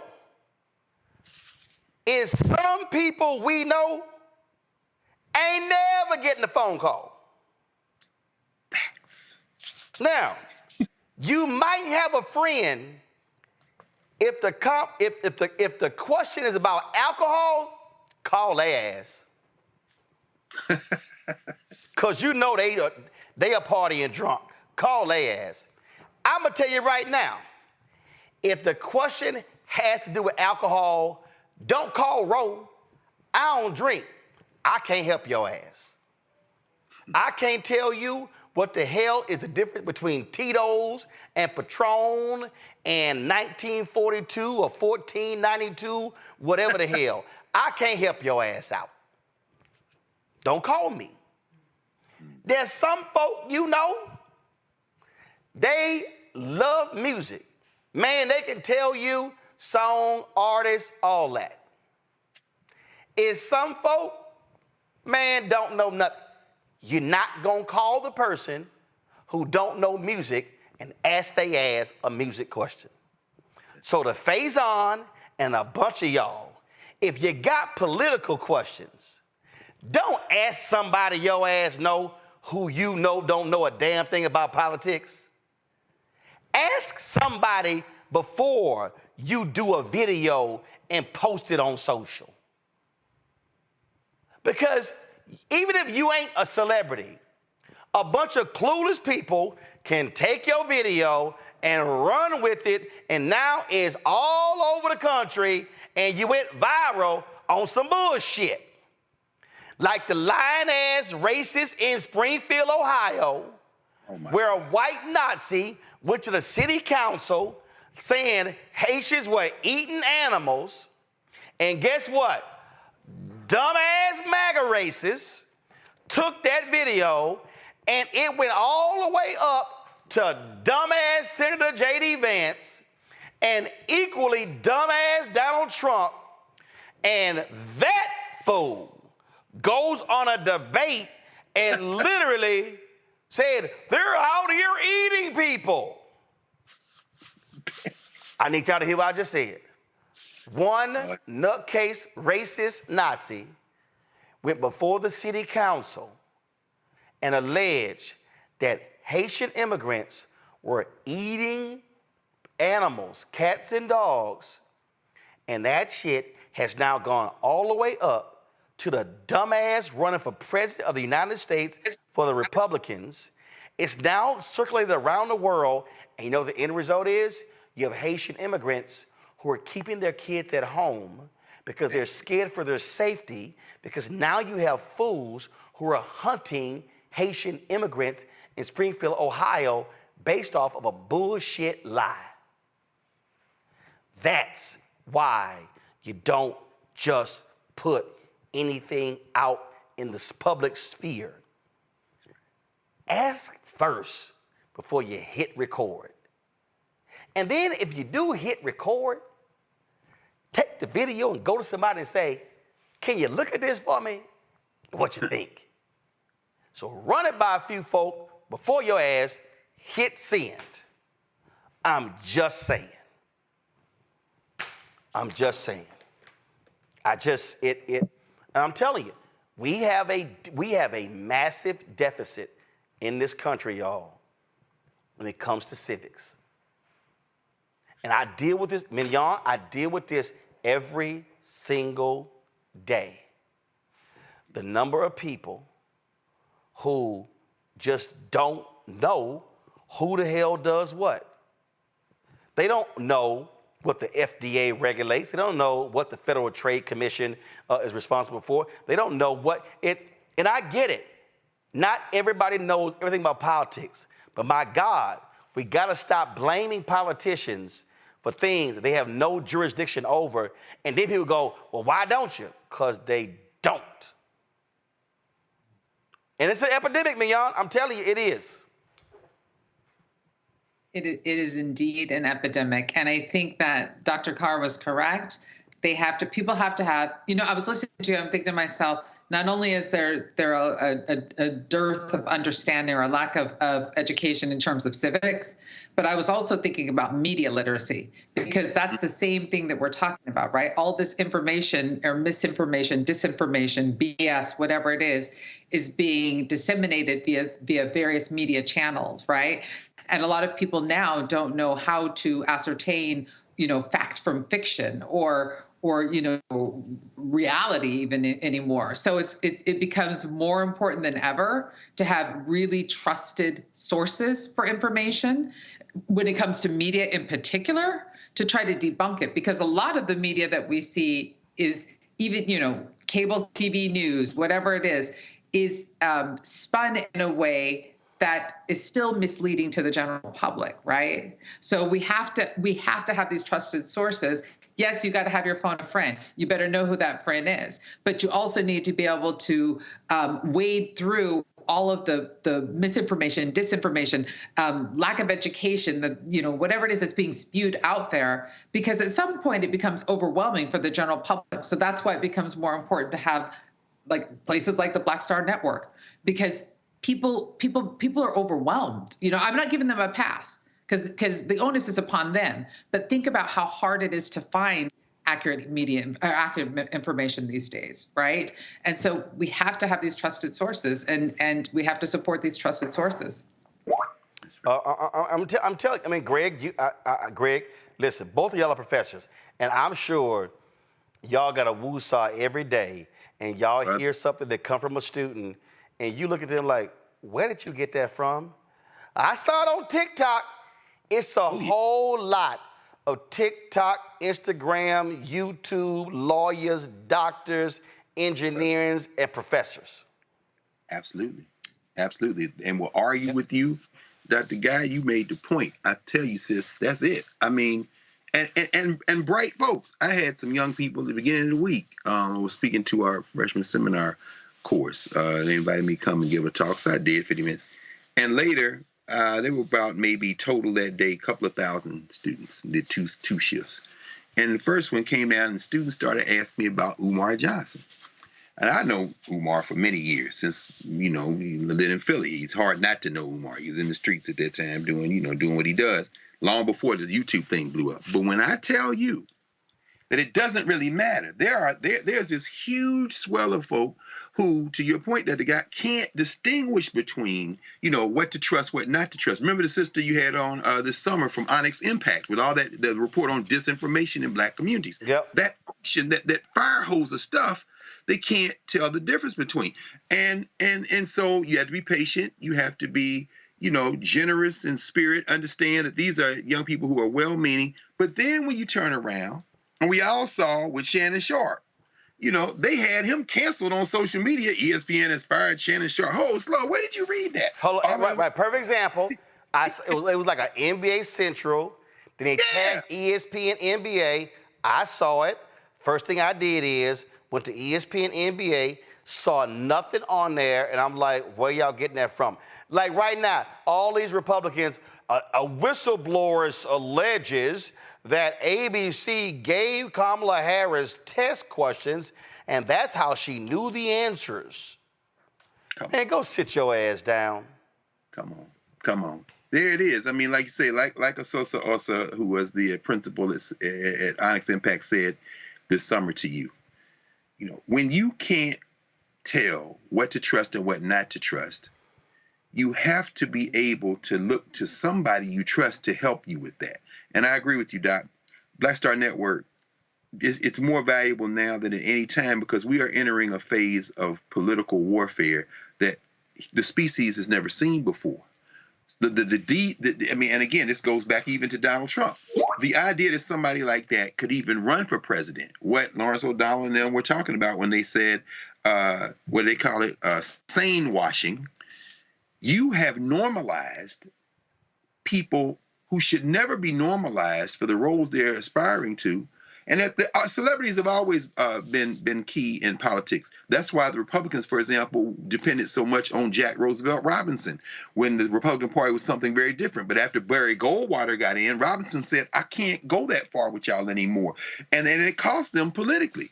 Well, this isn't 1964. This is 2024, and now you can have everybody from Jermaine Dupri to Faison Love doing what they're doing, and on a network like this, unlike a lot of people, Roland, you will invite those people into the space and walk them through the era, whether it be Ice Cube or all the way through down to Tyrese.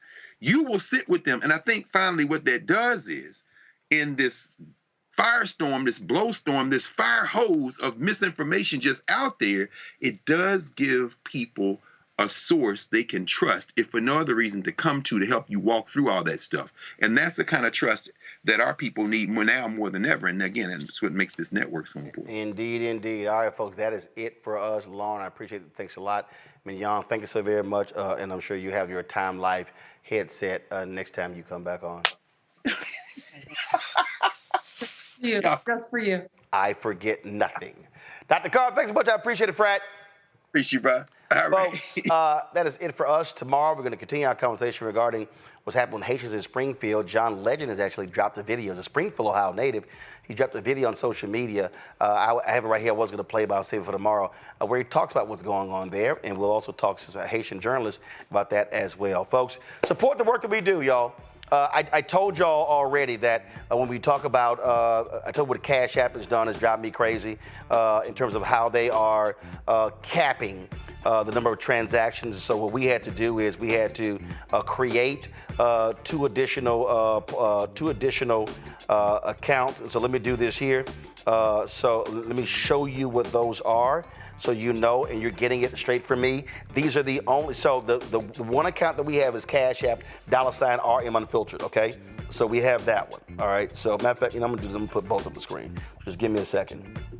So we have So there are only 3 that we have, and I hate the fact that I have to give you 3. I prefer, because we've had fraudulent people trying to steal from our users, create these accounts where they are close to our name. So that has happened. So I hate to have to do that, but I'm left with no choice by the folks at Cash App, because what they've done is they've changed their procedures to now they're capping the number of transactions you can have per day, per week, and per month. And that, listen, we don't control how many people actually give on our show. We don't control any of that. So y'all know I sit here and don't play. I consider me talking to y'all, and also block people on YouTube. I'm sitting here, so this is what I want y'all to do. I want you to go to, give me 1 second, I'm setting this thing up for you because I want you to support us in what you do, but I don't want you giving to some of these dummy accounts. But we now have to we have 3 accounts because of what Cash App has done, and it's insane what they've done. It's just dumb. I don't understand it. It makes just no sense. Like, what are you doing? Why would you even do something like that? Let's see. For some reason, our Roku's not working. Let me, come on. Let's see if I can do this. So our Cash App is $RM Unfiltered, okay? That's our normal Cash App, okay? You can also support us, so that this isn't working. I'm gonna have to do this a separate way. Okay, so our normal is Cash App $RM Unfiltered, but we also have another one. Let me show y'all what that one is. Hopefully I can get this connected for you. Looks like we cannot, so I'm having some issues connecting. So I want to show you from my iPad this account for some reason. So here's the deal. Cash App $RM Unfiltered. That's our normal one. The other one that we have is Cash App Uncle UNCLE ROROMARTIN. The other one that we have is $BLK STAR Network, Black Star Network. $BLK STAR NETWORK. Those are the only 3 that we have. Now, if y'all here's the crazy thing, they don't even tell us what the hell the cap is. So we don't even know what the number is. So we just look at how many transactions we got that day, then all of a sudden we see the rejections. So it makes no sense. So this here is our normal Cash App right here, $RM Unfiltered, okay? So then we had to create another Cash App. So this is the other Cash App, Uncle Roro Martin. Then we had to create a third Cash App for Black Star Network, $BLK STAR NETWORK. So you can hold your phone up to the screen and you can literally just put your camera up and then tap it. It takes you right to the account. So I'm gonna do it for you again. So this is Black Star Network, BLK STAR NETWORK. Our Black Star logo is on it. The other one is right here, which is Uncle Roro Martin. So you can hold your phone up to that if you want to use that one. And the main one that we have, and it's rejecting a lot of your donations, is the one we've always had, $RM Unfiltered. And so that's what that one is, so you can hold your phone to that one. So hopefully Cash App will get rid of this stupid ass new rule, but we can't wait on them because many of you want to support the work that we do, and we appreciate every single dollar. I'm telling you, we don't waste money. We want you to be able to support what we do, and so we got to go to this route. So here are the other ways to give. You can see your check and money order, P.O. Box 57196, Washington, D.C., 20037-0196. Again, PayPal, R. Martin Unfiltered. Venmo is RM Unfiltered. Zelle, Roland at RolandSMartin.com.